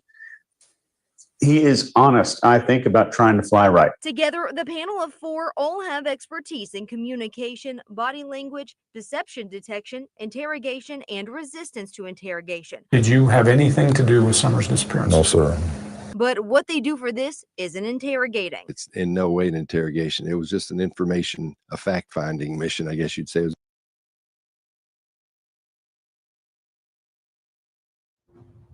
Now, to be clear, this group does not deem people to be guilty or innocent. Rather, they just look at their deception versus honesty, especially when it comes to the body language and how they act when they ask them questions. Great point. I mean, no suspects have been identified. No one's been charged. That's super important. You just saw the second day of the Dr. Phil show. Anything learned in this second episode that you think is significant? So obviously yesterday, I think the big thing coming out was Cornbread Mafia, and why did it upset Candace when it was brought up, Summer's mother. And I think today we were hoping to learn a little bit more about Cornbread Mafia and maybe why she reacted that way during her interview with the behavior panel. However, we didn't learn too much, right? We didn't learn much at all. And so today we here at News Channel 11 are going to dip into Cornbread Mafia coming up tonight at 6 about what that is. And I think another takeaway from today's episode, though, is Dr. Phil told both of them that he does not believe they have anything to do with what happened to Summer. However, earlier I did speak with a criminal justice expert who tells us that while what he said is important, it's also the way he said it. Dr. Phil used some very specific language in the way he said that. So we're going to learn a little bit more about that coming up tonight at 6. But I think that a big takeaway from today is that Dr. Phil told both of her parents that he did not believe they had anything to do with what happened to their little girl. As Summer Wells' Amber Alert disappearance continues to get national. Where are we at? We're at November 13th. What are we at time-wise? We're at an hour and a half. You see how much we got to go here. The News Nation stuff is coming up. And then we get the update. Okay, we'll go a little bit longer. Put that back up here. All right. Play. Oh my God. National attention on the Dr. Phil show. One goal among all involved has remained the same, that they hope that little girl will be found soon and found safe. The summer has captured the hearts of so many, including those here at News Channel 11. Ansley Daniel discusses the toll this has taken, not only on investigators, but Summer's family as well. From local news to Court TV, YouTube, and now Dr. Phil, the disappearance of Summer Wells is going beyond the Beech Creek community of Hawkins County. All with one goal, though, for her to be found. We would rather not do these things at all. We'd rather our life to go back to normal, and we just wish Summer could come home. The Wells' recent trip to LA to film for Dr. Phil brought up a lot of pain from the months their daughter went missing. Just brought up a lot of emotion, very emotional. The older children of the Wells family are in custody of Child Protective Services, a continual reminder of their lives being upside down, especially during the filming. All these kids running around on that beach just having an awesome time, and here we are alone well, it seems like alone when you ain't got your kids, when you've had them all this time, and then all of a sudden you don't have them. As Summer's parents make their plea on national television for people to share information about what happened to their daughter, media requests to investigators about the case from Beech Creek have also piled in. The media, not only in Upper East Tennessee, but Middle Tennessee and Fox News and everybody else, contact me in my office with information about this. Have you ever encountered anything like this in your career? Talking about missing child to this magnitude, no. I've been through a lot in the last 44 years, seen a lot, investigated a lot, but this is one of the top ones. The magnitude also spreading to social media and content creation on YouTube, oftentimes allowing rumors to spread. Majority of it's been a hindrance because a lot of the information that we get is the same information that we've went over time after time after time. We really don't pay a whole lot of attention to social media because it has really nothing to do with this case because, like I said, 99% of it's false. The toll that leaves a void in your life because we want to find her. and wonder of what happened to Summer, even when in California for Dr. Phil, weighs heavy. You realize Summer is somewhere that she's probably doesn't want to be, probably locked up or being, hurt in some way. And when we're there on that beautiful beach and our daughter is who knows where. You can watch all of our recent stories as well as everything dating back to the night she was reported missing. Okay, Birdie says, don't think I've ever seen all these people close to an alleged missing child speak publicly and privately to so many different people, their own live streams. Law enforcement would advise against it, right? My personal opinion is that, okay, so I know that they repeatedly say, don't call us if you heard anything on social media, or social media is not important, or it's all lies, or whatever. But Dawn and Candace do a whole lot more talking on social media than they do when they're on the news. For a long time there, they were getting loaded and going on live streams all the time. And if it weren't for that, there would be a lot of information that law enforcement didn't know. You know the amount of information that Dawn and Candace have leaked out on social media simply by being on live streams and such. So I think that it's not really being. I know that Ronnie is like, it's not truthful, it's all lies and whatever, but I think secretly they are really paying attention to that stuff, and I'm pretty sure that they have a lot more information than they would have if it wasn't going on. Like, they're doing nothing to stop it. Law enforcement's doing nothing to stop it. There has to be a reason why, if you really think about that. But I know they say, like, don't call us if you've heard tips on social media and stuff. I get that. I'm sure that's annoying, but that's their job, first of all. And it's always been my position that they're really shooting themselves in the foot, because there are people that aren't going to call because they don't know if their stuff is, what is the word that TBI Leslie uses? Not reliable. Is it reliable? Don't call if you don't have a certain kind of tip. But they're watching. They're paying attention. They've watched all those live streams. They're not going to shut it down. It's obvious they're not going to shut it down. Why would they? It's a plethora of information. You have somebody who is a person of interest speaking openly and freely, and they're not, the person that's engaging with them on like a live stream, the creator, is not being told to do it by law enforcement. And so there's no like restrictions, right? They're not working as an agent for law enforcement. So they can just say whatever they want. They can ask whatever they want. And you've got Dawn on camera admitting to things. So I can't imagine they would ever shut that down. There's no way. On the Search for Summer section of our website. Ansley thinks investigators are still asking for the public's help. For anyone who may have heard, seen, or know anything about Summer's disappearance, call 1-800-TBI-FIND and leave a tip. The search for a missing 5-year-old girl from Hawkins County is gaining national attention once again following her parents' appearance on Dr. Phil last week. Summer Wells was reported missing by her family at their Beech Creek community home back on June 15th. News Nation Now's lead correspondent's in our area tonight, and he's focusing specifically on the Summer Wells case. News Channel 11's Ansley Daniels spoke with. Brady says that the hope is that they can take whatever statements and apply it to the evidence. So let's just think about the 5:30, 6:30 problem. I just pulled up 3 videos, and I know there's way more than that.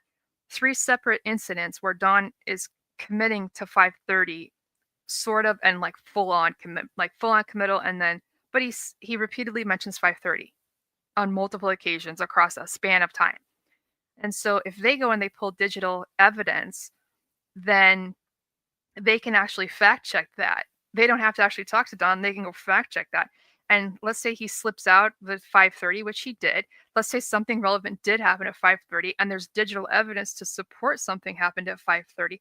It's like they're getting information to support the evidence they already have.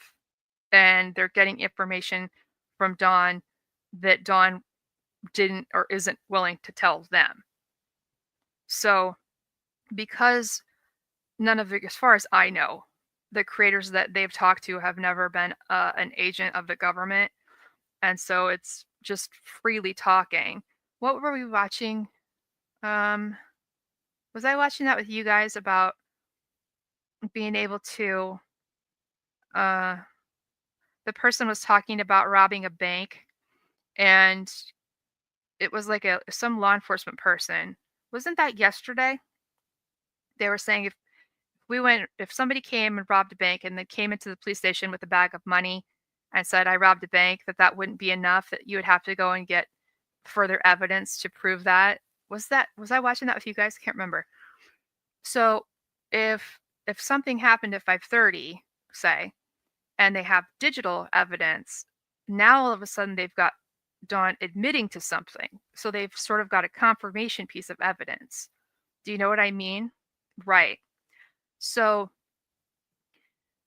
let's say that Don says there's a phone call at 5:30, and which he did multiple times, and there's digital evidence does indeed show there was a phone call at 5:30.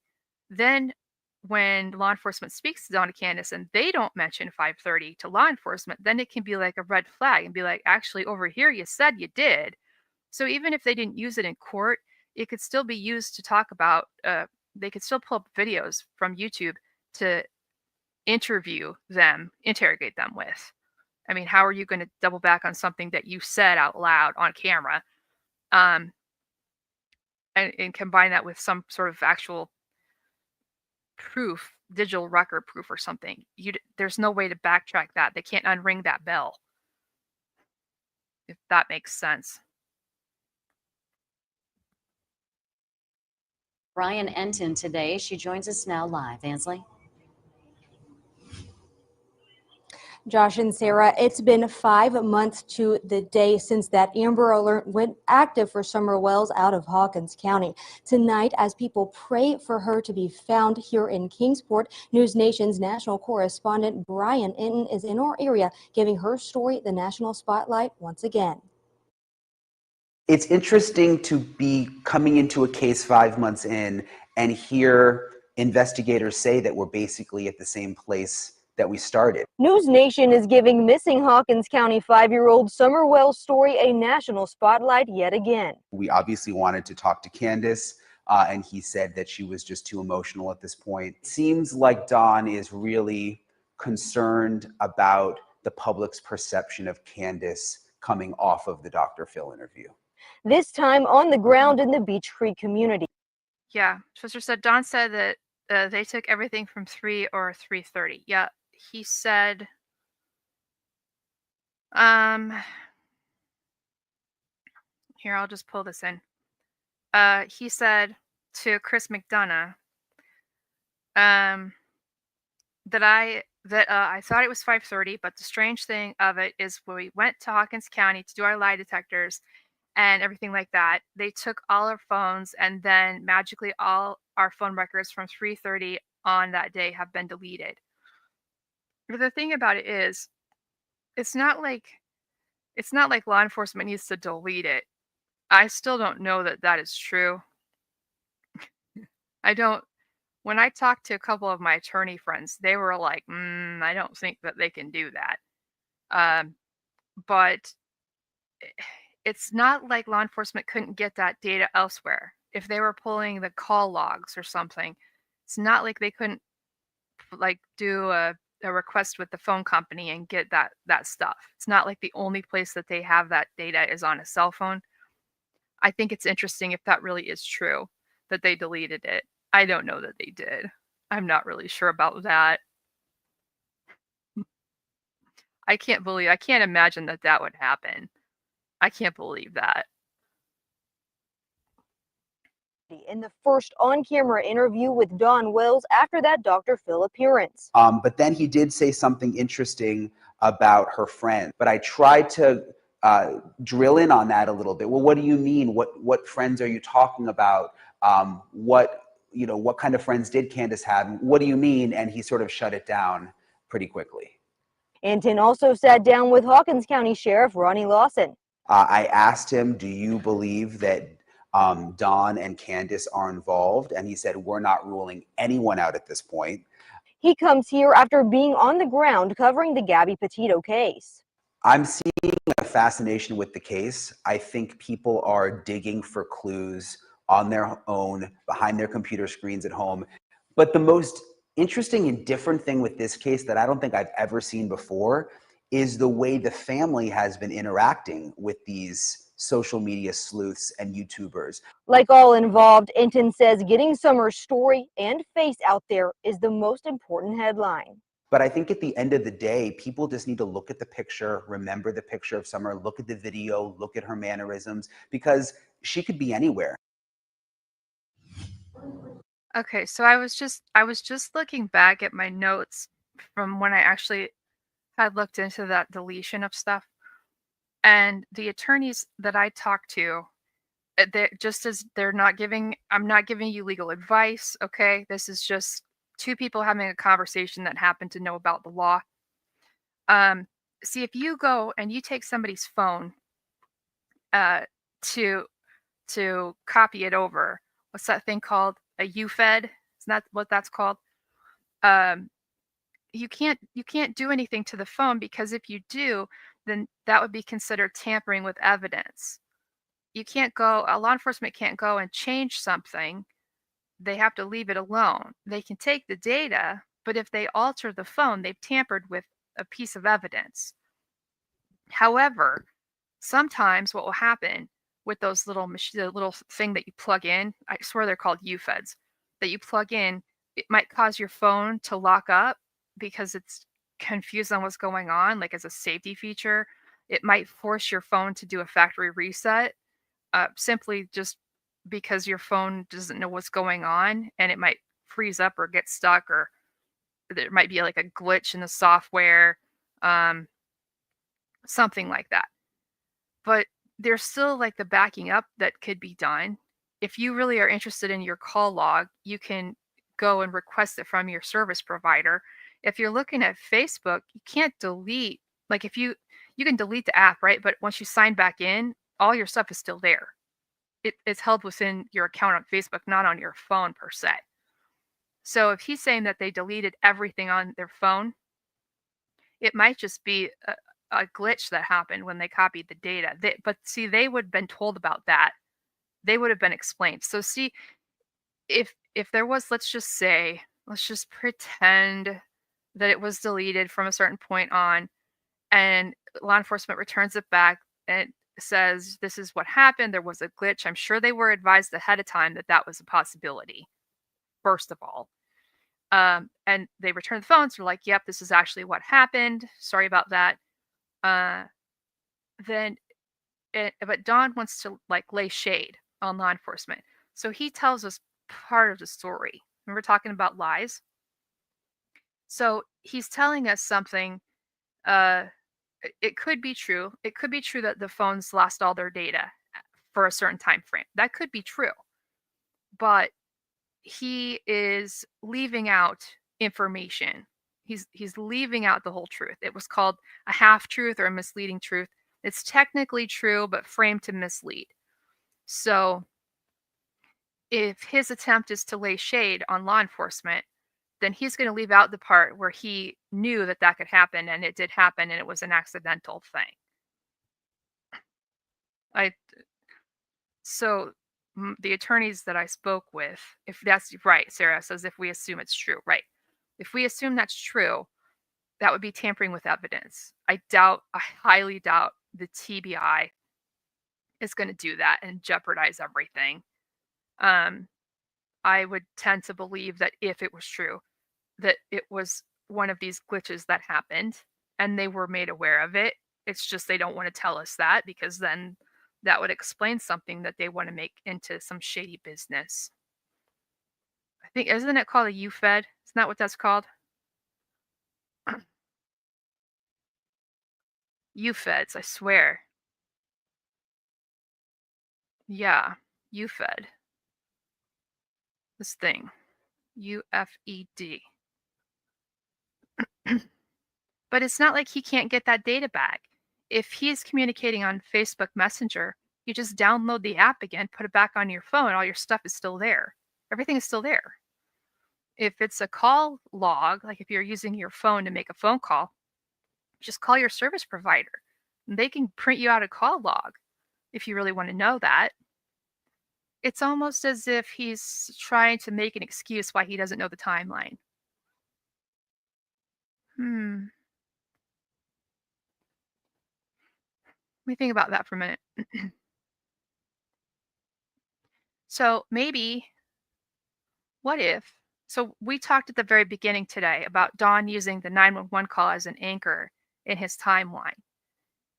What if Don knows the timeline for real, but he's trying to give some excuses why he might not? And do you recall when we were talking about why people don't lie? One of the reasons could be because that person doesn't know what the interviewer knows as a fact. And so if Don doesn't know what law enforcement knows, then he's going to be careful about what he says. It's not impossible for Don to get that data back, just not restore it on his phone. Radio God says he cares more about the things he lost on his phone than the fact that his daughter is missing. I know. Both Don and Candace care a lot more about themselves than Summer. And how they're Don and Candace care more about their image and their reputation, which is ridiculous because they don't really need to do much to have a bad reputation and image. If you took Don and Candace and you excluded that Summer's missing and you just took those two people as just two random people, they're going to look the same as if they're going to not, they don't make good life choices. Some of the life choices they have nothing to do with their children, like choosing to do drugs and that sort of involve themselves with those kind of people. That it does affect the children, but even if there were no children, it still would be a poor life choice for them, if that makes sense, kind of ish. Where was that? Cisco says, was the burner phone introduced about this time? There was a video. Oh man. About 2 weeks ago, I watched it, and Dawn was talking about how on the 15th that grandma hadn't just bought minutes, but she had purchased a brand new phone that day, not just added minutes, that she had bought a whole new phone. Don't ask me where that was. I know that I heard it. I don't remember how I got there. I don't remember where it happened. It was when I was looking for videos to make this series of videos that we're in right now. I don't recall that.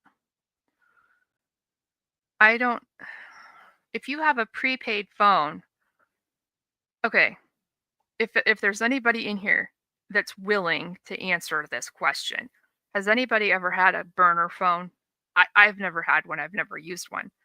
But if you have a burner phone, can't you access your call log? Like, I mean, there has to be a way, an accounting. There has to be a source that you can look at the accounting of your phone. I mean, you know what I mean? It's whoever the provider of the burner phone is, whatever service that they're using, they'd have to be able to show you an accounting of your usage. Otherwise, you're just supposed to blindly trust them about you used X number of minutes. It might not be tied to your name, but surely there has to be a way to obtain that data. Yeah? That's what I kind of thought. Is it just like a regular cell phone minus your name being on it? Because that would kind of be, see, the way that my point here is that, let's say you get a credit card, it's got a $200 credit limit. It's not like the credit card company can say you have $100 left, but not tell you where the other $100 was spent. They should be, I'm assuming they have to be required to tell you a detailed accounting history to explain where you're at with your money or your minutes or whatever it is you're dealing with. Radio God says, even though they call them burners, you still have to register them. Yeah. I mean, there has to be, because if there's no detailed history, a detailed accounting history of the minutes and the usage, then if they were sued, they'd have nothing. They'd have to have something that would hold up in court, to just in case someone is like, I bought 100 minutes and you only gave me 10. You know, the company would have to protect themselves from litigation. All right, let's keep going. You can watch the rest of Brian's interview with Don Wells tonight at 9 on News Nation Prime, as well as that sit down with Ronnie Lawson coming up again tonight at 9 on News Nation Prime. But back here at the prayer circle, there's a group of a few folks getting ready to gather in prayer and broadcast this online to continue showcasing Summer's story for everyone outside of the community here in Hawkins County and in Kingsport. Josh? Ainsley Daniel live in Kingsport. Thank you very much. And again, that Brian Enton interview with Summer's father and the sheriff of Hawkins County tonight on News Nation Prime. What do you think happened? What does your heart tell you? Well, I know in my heart and in my mind she was abducted. Everybody that's involved in this case is person of interest. We've not ruled anyone out. That News Nation broadcast at 9 p.m. on the channels listed there on your screen. We begin with new details and new interviews on a case that we have been covering extensively. Okay, so we're at News Nation, and this one is from November 16th. Thumbs up. November 16th, 2021. If I go to timeout, I'll be back. Fingers crossed. Here we go. Extensively here on News Nation Prime. 5-year-old Summer Wells has been missing for 5 months. Her parents say she vanished within minutes from their home in Rogersville, Tennessee. But months of searching have come up empty. There have been no new leads and no evidence, not even a sighting of Summer. And suspicion has started to turn to her parents, Don and Candace Wells. They have been adamant that Summer was abducted. But tonight, the sheriff on the case says everyone is a person of interest. Correspondent Brian Enton is live tonight in Tennessee, where he spoke with Summer's dad in his first interview since he appeared on Dr. Phil. Brian. Marnie, you know, we've talked about this case, we've covered this case, but to be on the ground here in Tennessee, you realize right away just how complex it is. All of the different personalities involved and just the mystery that this little girl 5 months later is still missing.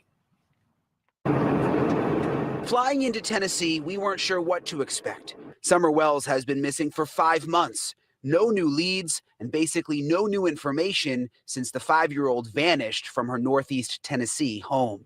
I can't find her. They've been yelling for her. She's been gone for about 10 minutes now. Summer's been missing since June 15th, and there are definitely some people who are not happy that we've come here to dig into the case. Some people on social media basically just telling us to stay away. But there are still so many unanswered questions about where Summer is. It's now been 5 months since Summer Wells disappeared. Do your investigators know anything more now than they did 5 months ago? We really don't know anything more, but everything's still on the table. Hawkins County Sheriff Ronnie Lawson is in charge of the investigation. Everybody that's involved in this case is a person of interest. We've not ruled anyone out. Summer's dad, Don Wells, agreed to meet with us. We talked to him on the edge of his property where Summer disappeared. What do you think happened? What does your heart tell you? Well, I know in my heart and in my mind she was abducted. Someone snuck up there when we weren't exactly paying attention, and we don't know if they come in the basement and. Minute. 1 minute. Hang on a minute. With us. We talked to him on the edge of his property. Okay.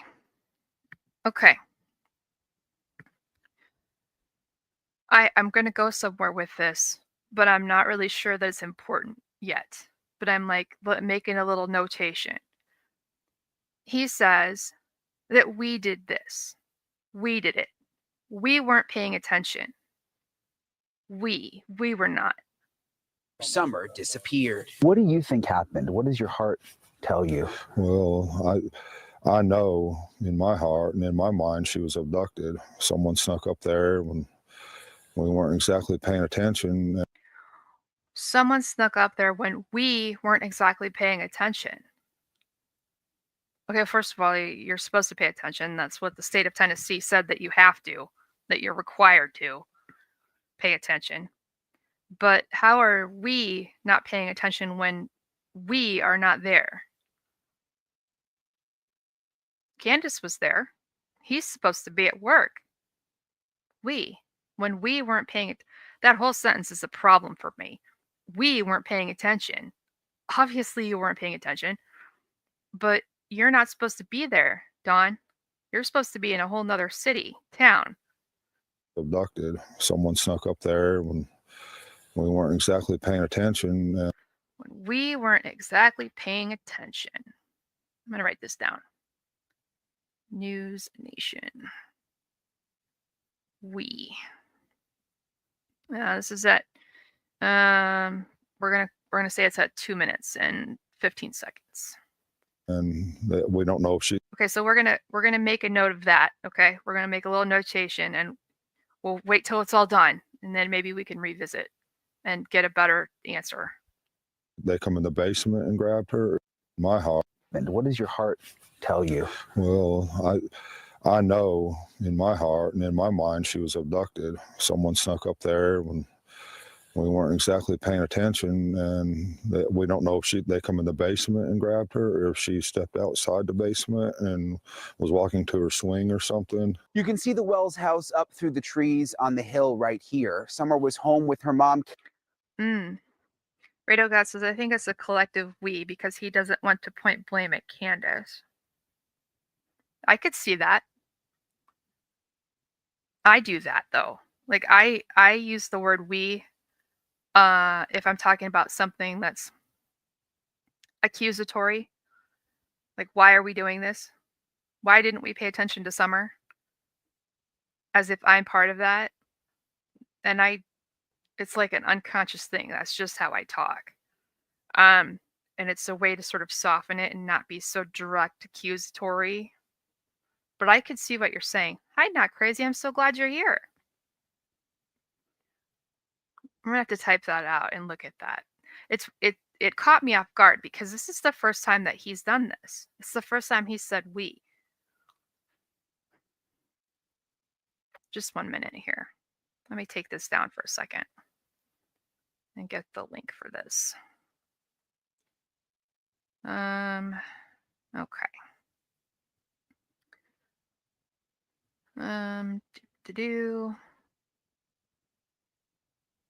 I'm looking here.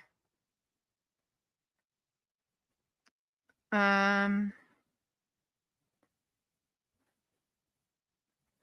my God, where is this? Everybody that's involved. All right, I'm just gonna have to type it out. It's not registering this. You're gonna have to give me a minute to type it. You think happened? What does your heart tell you? Well, I know in my heart and in my mind she was abducted. Someone snuck up there when we weren't exactly paying attention. I can't believe it can't recognize this. There's captions. Why does it not? Let me try again. That's irritating. Usually it will just be able to take the transcript and work with that. A car waiting at the roadway. Okay. Let's put this back in. Sorry. We're going to go back up to this. I know in my heart. And she was abducted. Someone snuck up there when we weren't exactly paying attention, and we don't know if they come in the basement and grabbed her, or if she stepped outside the basement. And Yeah, when he says the word they, people use the word they when they don't know if it's a male or a female. All right. I know in my heart and in my mind she was abducted, although he never ever gives a reason why he thinks that. Someone snuck up there. was walking up there when, in my heart and in my mind she was abducted. Someone snuck up there when we weren't exactly paying attention, and we don't know if they come in the basement and grabbed her, or if she stepped outside the basement and was walking to her swing or something. You can see the Wells house up through the trees on the hill right here. Summer was home with her mom, Candace. Her younger brothers and her grandmother was all. Not crazy says, does his lack of eye contact signify anything? Not necessarily. There's a misconception, a large misconception that a lot of people have, where they think that when someone is talking to you, if they're not looking at you in the eye, that must mean that they're lying. The truth is, the reality is that liars are the ones that make eye contact the most. And the reason is because the liar wants to watch you and make sure that you're believing that you are believing their lie. And if a liar is lying to you and they're looking somewhere else, they don't have a reference. They can't tell if you believe them. So it's more often than not that a liar will stare at you in the face to observe you when you're intaking their lie. So there's also the consideration that some people are just very uncomfortable talking to other people. And so I'm not very good with eye contact because I just, it's uncomfortable sometimes. I have a hard time occasionally explaining something, but it is a thing that liars will watch you to make sure you're believing. I know I'm trying to get it typed up, but it just goes so fast. Well, I know in my heart and in my mind she was abducted. Someone snuck up there when we weren't exactly paying attention, and we don't know if they come in the basement. God, he talks so fast.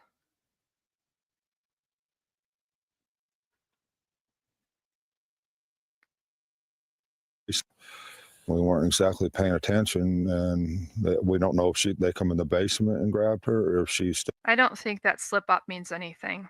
paying attention, and we don't know if they come in the basement and grabbed her, or if she stepped outside the basement. And I'll have to type this up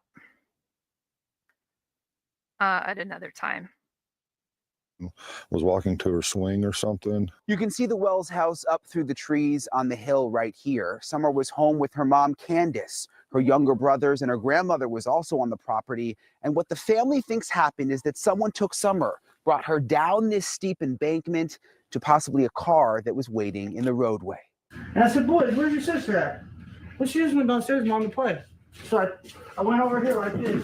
Summer's mom, Candace, allowed podcaster Chris McDonough with the interview room into her home in July. Is this how I would get down here? Yeah. I mean, I don't know if you want to come down here or not. They went downstairs in the cluttered house and into Summer's bedroom. But this is where Summer and little Waylon was. This is the back door Summer may have disappeared through. But I know I did come out here and I said, Summer, because sometimes she'll sit right here. Do you think Candace would speak with me? I don't know. I mean, we had to beg her, you know, to please go on Dr. Phil, that she's just so been burnt thousands of times. She hasn't been burnt thousands of times. She's only spoken twice. Once in the blue tank top interview and then once with Chris McDonough. I don't know what he's talking about, her being burned. We're at 336. Let me back this up one more time. I think I've got it. Tell you. Well, I know in my heart and in my mind she was abducted. Someone snuck up there when we weren't exactly paying attention, and we don't know if they come in the basement and grabbed her, or if she. No, I don't have that.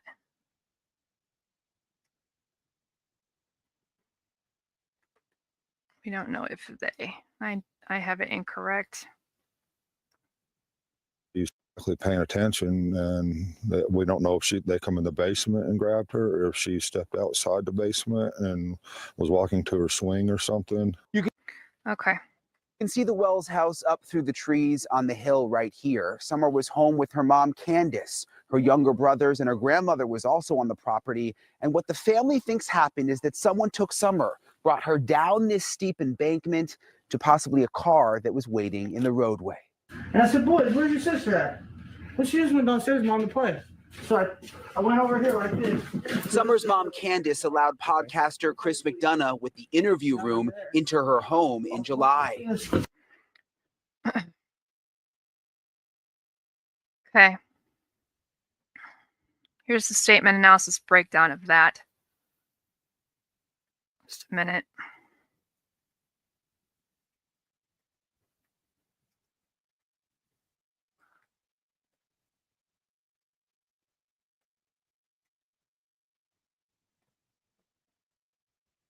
Go. Let me copy this over. Where can I put this? We'll put it in a new one.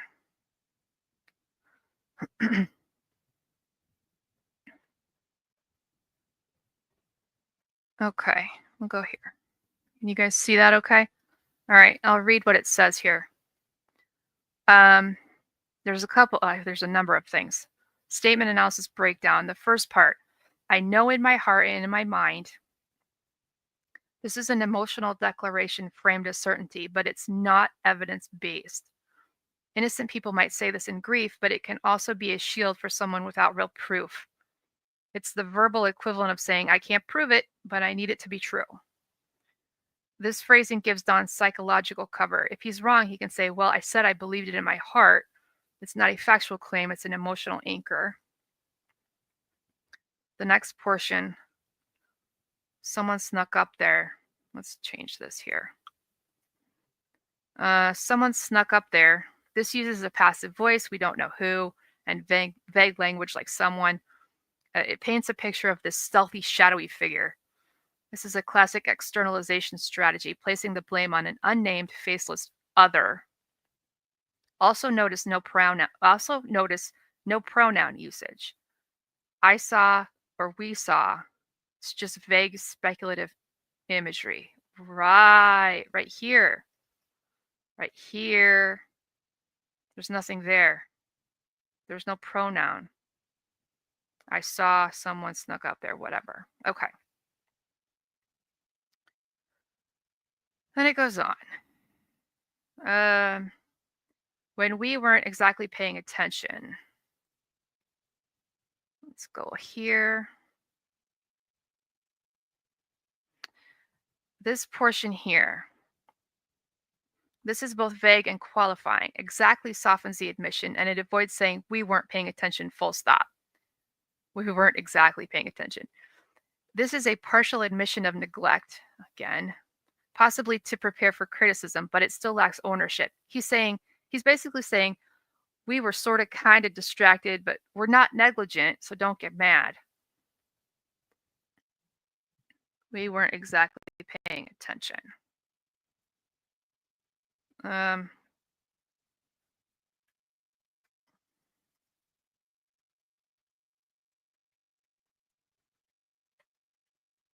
Sorry, I forgot to add a qualifier in there.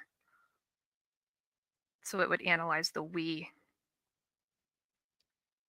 So Don was at home. Why is he including himself in the group that failed to notice Summer disappear? This is called an inappropriate inclusion, inserting oneself into a timeline or event where one is not present. Inappropriate inclusion. It can signal attempted ownership to appear aligned with Candace, like as though they are a united front. It can signal guilt by association or knowledge. It can signal a subconscious leak that he's more involved in the timeline than he wants to admit, or it can signal that he was there. That's pretty much what we've already talked about. In statement analysis terms, truthful people distinguish clearly. They were home, or my wife told me. But Don often uses we, which softens responsibility and obscures who was actually present. Oh, right. I'm going to read that part again. Don often uses we, which softens responsibility and obscures who was actually present. That's interesting. Okay, so it goes on. We don't know if they came up in the basement and grabbed her. This line is loaded. We don't know if is a speculative statement. They come in. This is possible linguistic slippage. Should be came in. Yeah, it doesn't matter. That's how he talks. When people are guessing, they tend to offer options like multiple maybes to avoid commitment. Or if she stepped outside of the basement and was walking to her swing or something. This is an alternative scenario, one that places the cause outside the home and with somebody else. But look at the phrasing. Stepped outside the basement, walking to the swing or something.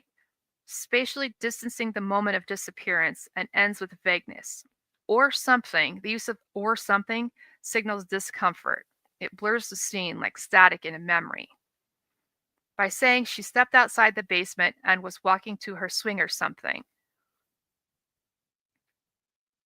This places the moment of disappearance away from the home and subtly places it on Summer, as if it was Summer's fault that she stepped out of the basement and that was the ultimate conclusion that happened to her. There's minimization, there's speculation, there's lying by omission, there's evasion, and there's projection. And after this analyzed the whole thing, the whole situation, it came to the conclusion that the possibility of guilty knowledge is a maybe. He seems overly certain for someone with no direct evidence.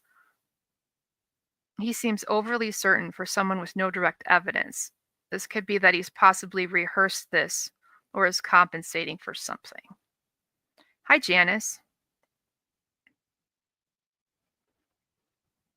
This is how I would get down here. Yep. I don't know if you want to down here or not. They went downstairs in the cluttered house and into Summer's bedroom. But this is where Summer and Little Waylon was. Birdie says denying ownership of any responsibility, potentially. Right.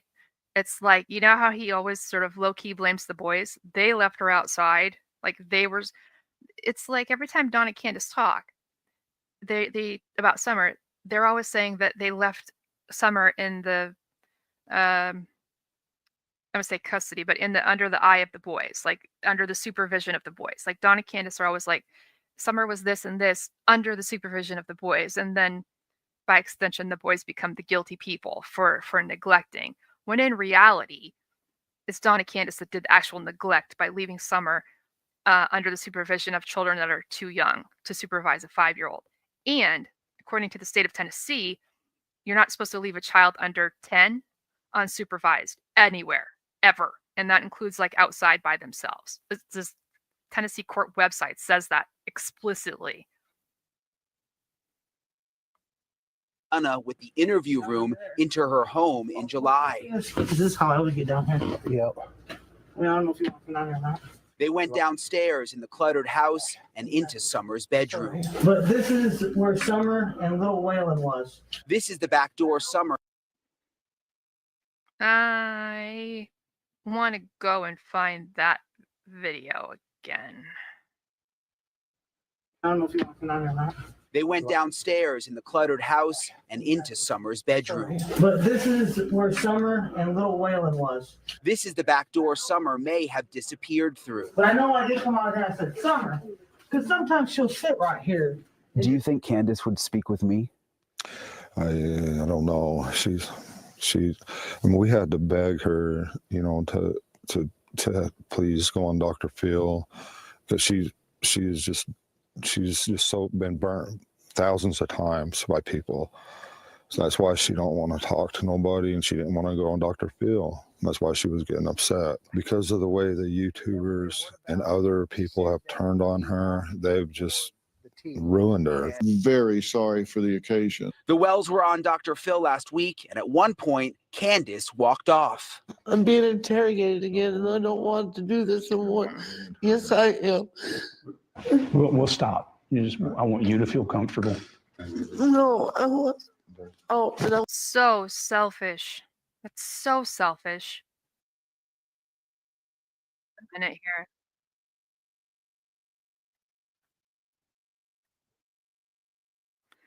All right, I'm gonna pull in the video from the interview room. The part where she says this is where Summer and Waylon were. Okay. And over here, well, it's a mess again. That's all right. But this is where Summer and little Waylon was, because Waylon's only 9. Okay. Where they was. My tears ran dry. Where they was. Where they was when? Is this how she just talks? When she's talking about this is where they are, like this is where they normally are, like their rooms or whatever? Or that's where they actually were at some point in time? Get what I mean? And over here, well, it's a mess again. That's all right. But this is where Summer and little Waylon was, because Waylon's only 9. Okay. And they stayed down here. And these are all her toys, all her Paw Patrol. It's interesting to me. You notice that too, Cisco? Yeah, that kind of caught me off guard. All right, here we go. I want to go home.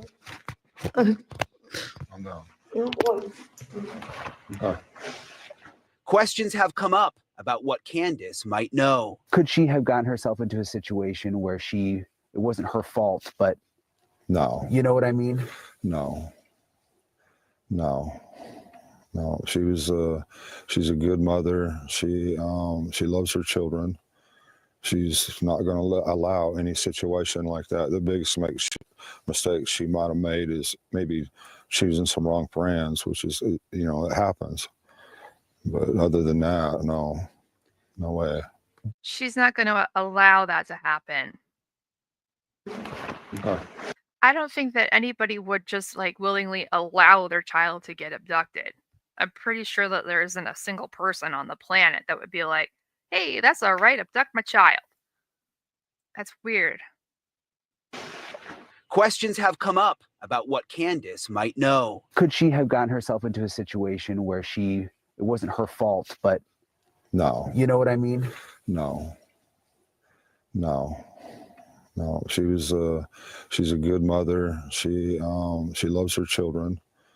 She's not going to allow any situation like that. The biggest mistake she might have made is maybe She's not going to allow that situation. She's not going to allow it. Well, that doesn't mean it didn't happen. It just means that she didn't want it to happen. She's not going to allow it. Just like I won't allow my child to play outside by herself. Absolutely not. Does she ever? No, she knows better. I don't allow my cat to jump on my kitchen counters because it's gross. I don't allow him to do it, does he? Once in a while, and then he gets in trouble. He loses his toys. Just because you don't allow something doesn't mean it doesn't happen.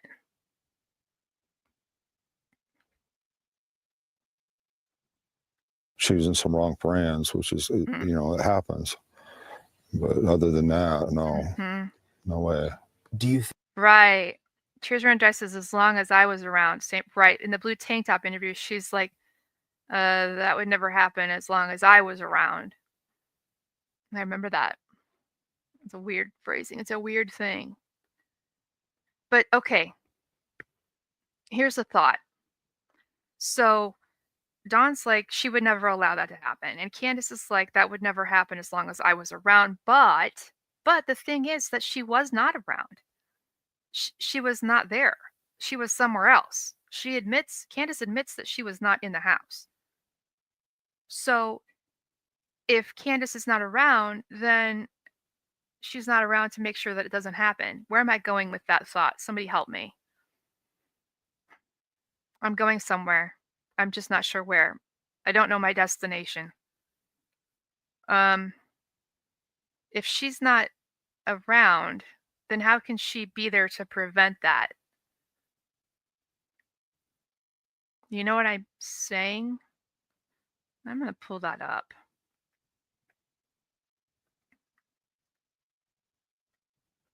I remember this. I'm glad you said something. Show the transcript. Yes, please. Copy. Oh, you be quiet, you.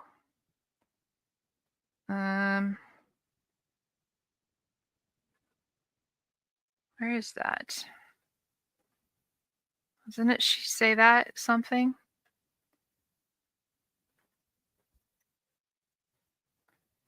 Maybe I didn't copy it. Isn't that right in the blue tank top interview? Where am I going with my thought? I swear it was in the blue tank top interview, I swear. How did I not get this?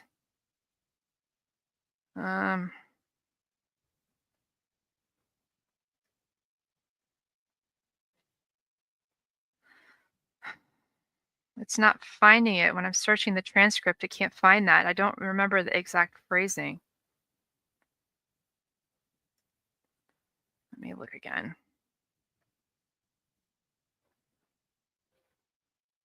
Suppose we could sit through the whole thing.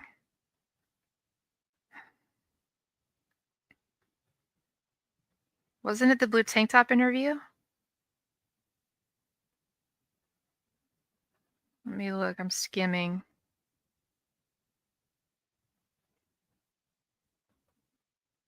Sorry. As long as I was around, right? Something like that. Does anybody remember the exact verbiage of that? Hi, Jean Ellen. Never seen the truck. Never heard of the truck.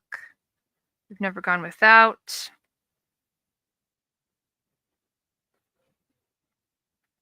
Yeah, I have the blue tank top interview pulled up, but I can't find it. Unless it's in a different one.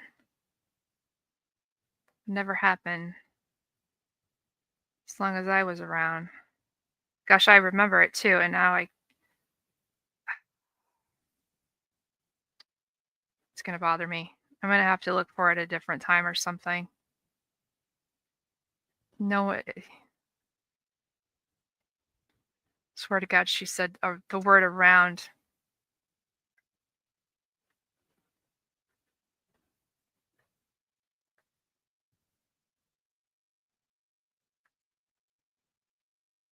All right, we'll just keep going. Here we go. think any of those wrong friends could have something to do with it? We don't know. I know you all have had some ups and downs in your past with alcohol and drugs. Do you think one of those people that came around could have? No, we can't go there.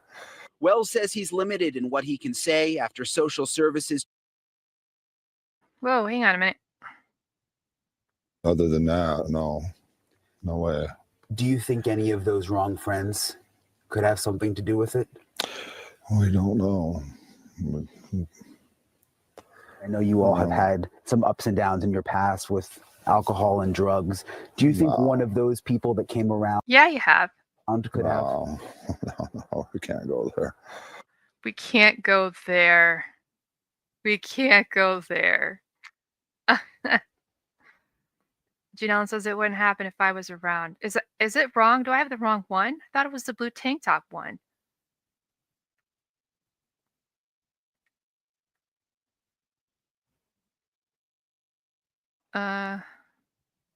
There it is. Okay, I found it. 520. That's weird, huh? The way that he says we can't go there. All right, let me go back and see if I can pull this back up again. God, I don't know why I couldn't find it. 520.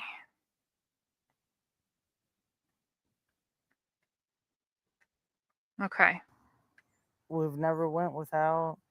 Thanks to Summer's daddy and my husband. He's always provided for us and has worked as much as he could and can and still is. And I'm sorry that you guys feel that way, but that's my baby, and nobody would ever treat her like that as long as I was around. No one would ever treat her like that as long as I was around. But the thing is, though, that's how, I mean, Summer was treated poorly by Candace. And Don he flat out says that. He flat out has a full-on admission of child neglect. So I don't know what she's talking about. But she wasn't around. Her own statement, the we were playing flowers and the washing of hands and the piece of candy, and she wanted to go back in and watch her walk in. I'm like, watch Summer, and so she went back. All of a sudden, the next thing I know, went back over and fixed the knee brace and whatever else. But so she was not there. She wasn't around. She wasn't present. She was somewhere else, be it it's on the same property, but she wasn't there. She wasn't watching her. Even Don just said, we just heard him say, that we weren't. What was the phrasing on that? We weren't exactly paying attention. Hi, Carol. Do you know what I mean? There's something there. I don't know. They didn't put the questions in, which is really annoying. Has worked as much as he could and can and still is. And I'm sorry that you guys feel that. Let's back it up to where it cuts in here. We got some real good neighbors and good folks everywhere. But The most important thing is to bring Summer home safe. I'm sorry that you feel this way about us. The question is cut. I'm sorry that you feel this way about us, but we love our children with everything we have. Just to be clear, as if I need to, but just to be clear and for the record, I have never said that they did not love their children. I've always maintained that the choices that they made, their life choices that they made for themselves and for their children, negatively affected them. Not that they didn't love them, but they sure did a lot of things that would harm them. Just want to point that out. We've never went without. Thanks to Summer's daddy and my husband. He's always provided for us and has worked as much as he could and can and still is. And I'm sorry that you guys feel that way, but that's my baby, and nobody would ever treat her like that as long as I was around. But you weren't around. But that's the thing. You weren't there. At least you say you weren't there. Don says that you guys weren't paying any attention. So by saying that would never happen, well, something happened. And that something happened when you weren't around because you were doing something else. You were all of a suddening. Whatever the all of a suddening was. All of a suddening. This big temporal gap, whatever happened in there. like to know. Wells says he's limited in what he can say after social services took Summer's 3 brothers from the home earlier this year. Would you mind just quickly maybe taking us for a little drive around? Just me, Sure. even, just so I can, I know you don't want me up there walking around, but maybe. Yeah, Cisco says describes the good dad and husband in Dawn. See, this all goes back to the whole thing about like a lie detector, for example. The best example, the perfect example that you can give in statement analysis is Bill Clinton when he's asked if he ever had sexual relations with Monica Lewinsky, and he says no. And then he goes on to say that he said no because he doesn't consider what they did as having sexual relations. And so if you are going to ask somebody a question and you're using a certain term like abuse or neglect or whatever, you would have to make sure that the person you're talking to is up to speed with the definition that we're dealing with. So if you ever took any kind of statement analysis class or any kind of training, you're going to get that situation with Bill Clinton. It's going to come up. So when he says I did not have sexual relations with that woman, he's telling the truth in that his definition of sexual relations excludes what he did. But the common definition would indicate he's lying. If he took a lie detector, he probably would have passed it because of that. So if Candace is describing Dawn as this great, wonderful husband, she might actually think that. She might actually believe that. But the common public opinion would be like, I don't know about that. Just because a parent goes to work and makes money and pays the bills, doesn't make them a good parent. It doesn't automatically mean that they're treating their child well. Sure, they're giving their child a house and food, and probably food. But that doesn't make, just because you have a job and you pay your bills doesn't make you a good parent. There's a lot more to being a parent than paying bills and going to work. I think it's interesting that that's what she chose to go with. He was a good provider, therefore he was a great dad. But that man sat there and blamed her children for her other child's disappearance. That it was their fault, the boys' fault, because they left her outside over and over again. And they were always getting told not to do that. Her husband blamed her children for the disappearance of her other child. But yet he's a great person? I'm sorry. No, I'm not sorry. But if it were me and I was Candace and my partner, my spouse, was blaming one of my children for the other child's disappearance, I would be livid. I would be so upset. No, thank you with that. You could just drive me around. Yeah. Is that okay? Yeah. Okay. Awesome. Thank you so Yes, much. sir. Thank you, I appreciate it. Thank Appreciate you. guys. He initially agreed to take me on the property, but then changed his mind. He says he wants the focus to remain on Summer and finding whoever took her. We love our daughter with all our hearts. We miss her. We'd do anything to have her back in that church with us that she so loves. The sheriff says the Wells are cooperating, but that there's no evidence at this point that Summer was kidnapped or abducted. Is it possible that Summer's parents, Candace and Dawn, had something to do with this, or have you ruled that out? We haven't ruled anything out. Boom. Right there. Is it possible that they had something to do with it? Can't rule it out. But yet they took a polygraph and supposedly they passed their polygraph, but yet they can't rule that out because why? Just asking. Had something abducted. Is it possible that Summer's parents, Candace and Dawn, had something to do with this, or have you ruled that out? We haven't ruled anything out. Everything's possible. Everything's possible. They haven't ruled it out.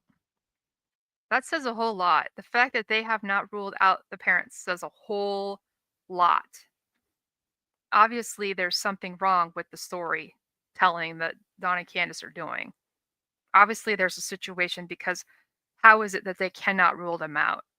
How is that possible? To have multiple interviews with law enforcement, to take polygraphs, to give all your cell phone stuff, whatever. Give all this evidence over, and still they can't rule you out. After all of that, they still can't say that you're not a part of it. Why? Why? And right now, detectives say they are looking for a red or maroon pickup truck that may have been in the area around the time that Summer Wells went missing. But even the sheriff today said they have no confirmation that the truck was actually there. They're not even for sure it is definitely connected. There are so many pieces to this puzzle they just haven't figured out yet. But another interesting thing, Marnie, he did confirm for me today that both of Summer's parents. Yes, right here is the polygraph. Are so many pieces of this puzzle they just haven't figured out yet.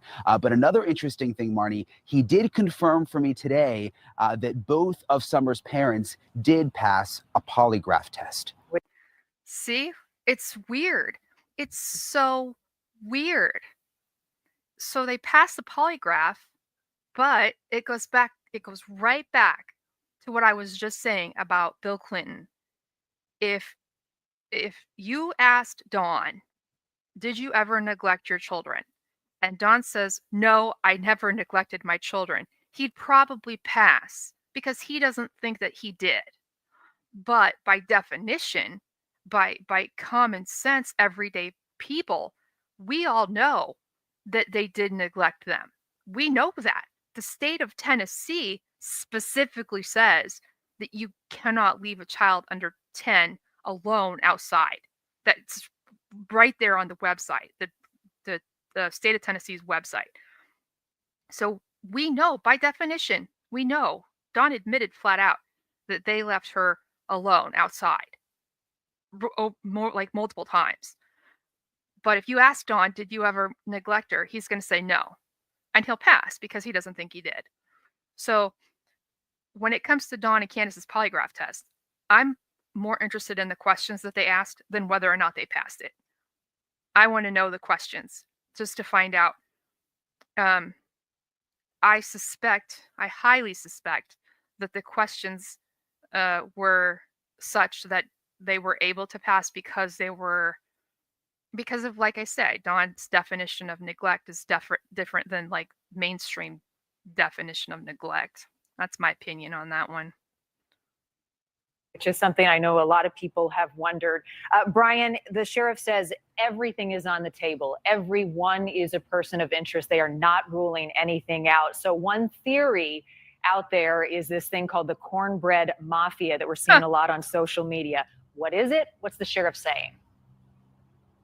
So the cornbread mafia is sort of rumored to be this underground mafia network in this area of drug dealers and people who pass drugs around and that kind of a thing. The sheriff says he's not totally aware of it. The Wells family says they had never even heard of it. But what was interesting on Dr. Phil is when it was brought up, that is what sparked Candace Wells to have that emotional moment and walk off screen. Thanks for watching. Click the red subscribe button. So they take a polygraph, they test, they pass it, right? Well, if the questions were such that they were able to pass it, see, okay, here's the thing. So let's take child neglect because it's the easiest thing because we have Dawn on camera openly admitting to child neglect, casually, as if it's just everyday chatter. There would really be no way to get him to fail unless, I mean, he would have to wholeheartedly believe that he neglected her. He would have to fully believe that. As long as he's in denial, he's going to pass it.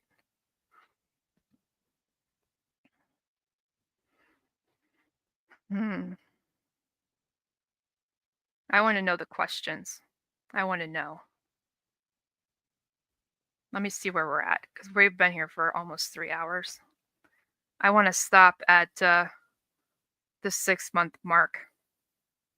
I think that's about where we're at. Yeah. Okay. We're going to stop for today for this. We don't get very far. We only got a month today. We got a month done. Well, I guess we did talk about 5:30, 6:30. So there's that. November to December 2021. Okay. Anybody have anything they want me to pull up with regards to Summer and what we talked about today? Because if not, I'm going to pull up these other videos that I saved that have nothing to do with this. I just have a really big problem, just in general, with the whole polygraph, which most of you know. It's my opinion is that it's junk science, and I don't believe in them. A polygraph cannot tell if somebody is lying. It's impossible. It just doesn't work that way. Polygraph, the only thing a polygraph will do is it will tell you if there's a change in somebody's psychophysiological status. If their breathing increases, their heart rate increases, if there's a change in skin conductivity, respiratory, blood pressure, that kind of stuff. It doesn't necessarily mean they're lying. It just means their body is reacting in a certain way to something. So, you know, you have to prove, okay, it's never ever going to be allowed in court, and ever, forever. A polygraph will never be allowed in a courtroom. And the reason is because it's not a scientifically proven tool. And it is impossible to prove that a polygraph is scientifically accurate. And the reason is because in order to prove something to be scientifically accurate, you have to repeatedly do tests on it. And it isn't until you've completed enough tests and got the consistent result over and over again until you can finally say that it's a reliable tool. So the example that I always talk about is my pool of people in my drug trial. So let's say that I have this drug that, let's say I have a drug that cures migraines. Let's say if you take this, you never get another migraine ever. And I gather some people up. But see, you need to have a proper cross-section of society. But let's say instead I go and I pull in like 10 of my neighbors, just 10 of my random neighbors. And I give half of them the drug and I give the other half the placebo, which that's how it works. And then I report my findings and I'm like, look, I gave it to these people and it proves that it works. Well, the problem, there's a lot of problems. Not enough people. First of all, my pool of people has to be bigger than 10. Significantly larger than 10. The study has to be repeated multiple times. There has to be an appropriate cross-section of society. You can't just pick a couple people that are in your proximity and say, this is this. You have to have this big, diverse, giant pool of people, and you have to do it over and over and over. And you have to make sure that nobody takes other medications, and they have to take it at the same time every day. Like, everything has to be the same. The only thing that can be different is the taking of the drug. That's the only difference that can be allowed. So when you look at a lie detector, a polygraph, in order to repeatedly prove that, you would have to use the same polygraph administrator. They would have to use the same exact chair. The person would have to sit in the chair in the exact same way. They would have to make sure the straps and stuff are on in the exact same place on every single person, not like a millimeter off. They'd have to be identical in location, and every single person would have to be identical in every way. Same DNA, everything have to be the same, and every single person would have to go through the exact same event that then they're answering to. It's never going to happen. That cannot possibly happen, ever. So there's no way to prove that it's reliable. It's just not. You can't do it. It's impossible to do it, literally. No matter how hard you try, it's never going to happen. So when we're talking about Dawn taking a polygraph or Candace taking a polygraph, I hold very little faith in that. And specific to their situation, not only is it because of the unreliability that I believe that a polygraph has, but because Dawn and Candace don't perceive the world like the rest of us do. They don't perceive their actions as bad. They don't see what they're doing as neglect or abuse. They think everything they're doing is just fine, and it's not. So as long as they continue to feel it as though they've done nothing wrong, and they actually believe it, which they do, they're never going to fail it. They'll never, ever fail that, as long as they believe they've done nothing wrong. Look at Dawn with regards to stepsisters. I'm the victim, right? He's always like, I'm the victim, and it's all the victim's fault. If you gave Dawn a polygraph about that, he'd probably pass that too, because he genuinely believes it's their fault and not his fault. There's no way to make somebody feel or think differently. You can't do it. It just won't happen. So even if you knew the questions, okay, so if you knew the questions, it would be a lot easier to determine why they passed. Like if there was a question, did you hurt Summer? And they don't think they did anything to hurt her, they'd pass it. Did you neglect your children? They say no, they'd pass it because they don't think that they have. That's how it works. There's no way that they would fail because they think they've done nothing wrong. Yeah. All right. Let's see where we're at. Let me find this. So I have so many tiny little, this is completely not related. Just before we go, some silly things to kind of like unwind here. I found these, I have so many silly little clip videos and such. Let's see if I can find it now that I've lost my tab. There we go. I think I put it in this one. Videos. Edit in YouTube. I was laughing so hard. There it is. Okay.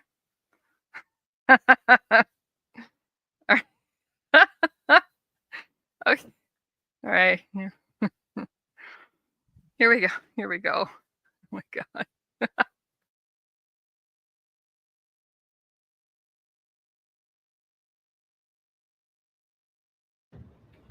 There's somebody right there. Somebody right there.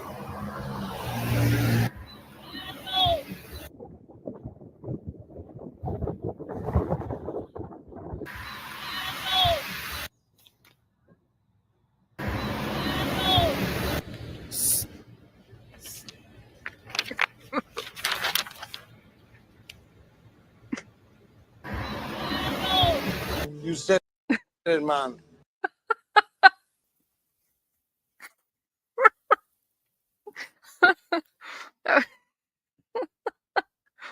That's probably one of my most favorite ones to make, but wait, there's another one. Just to hold on to that.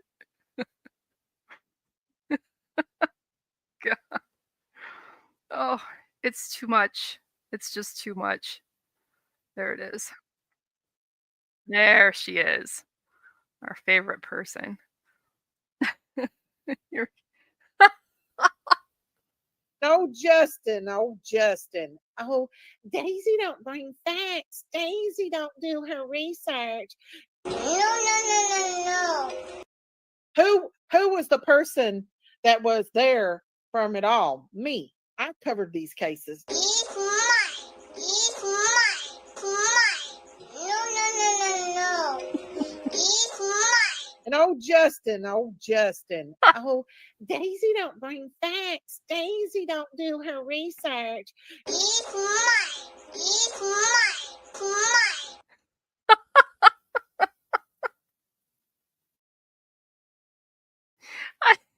I love that little girl so much.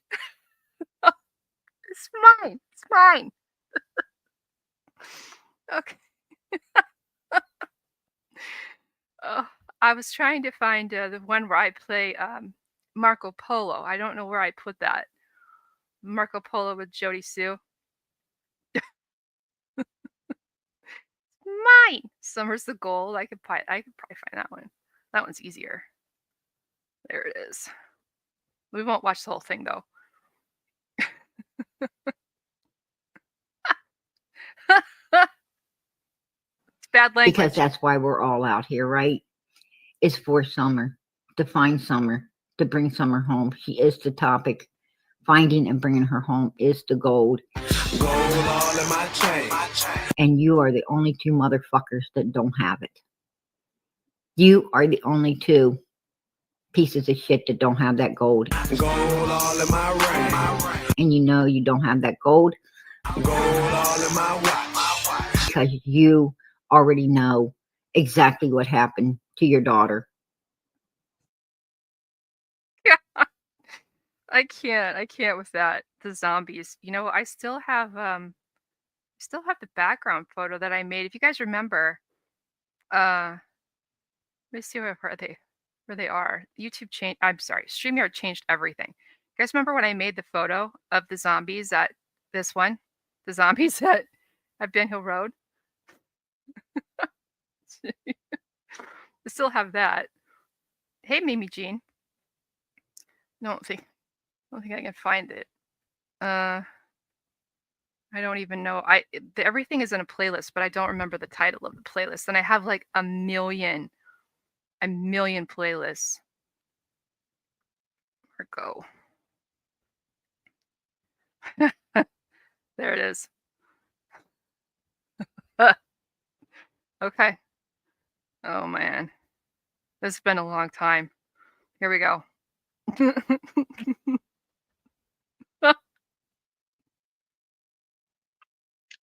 Okay. So let's play YouTube Marco Polo. Is there a fucking YouTube Marco Polo? I mean, you still have to close your eyes. You know what? Fuck it. Polo. Polo. Polo. Polo.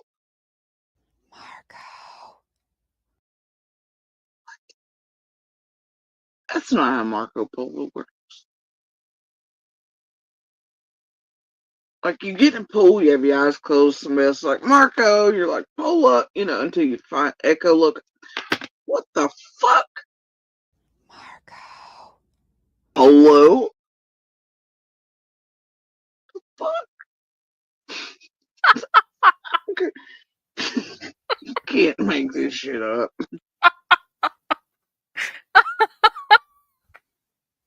Oh my god.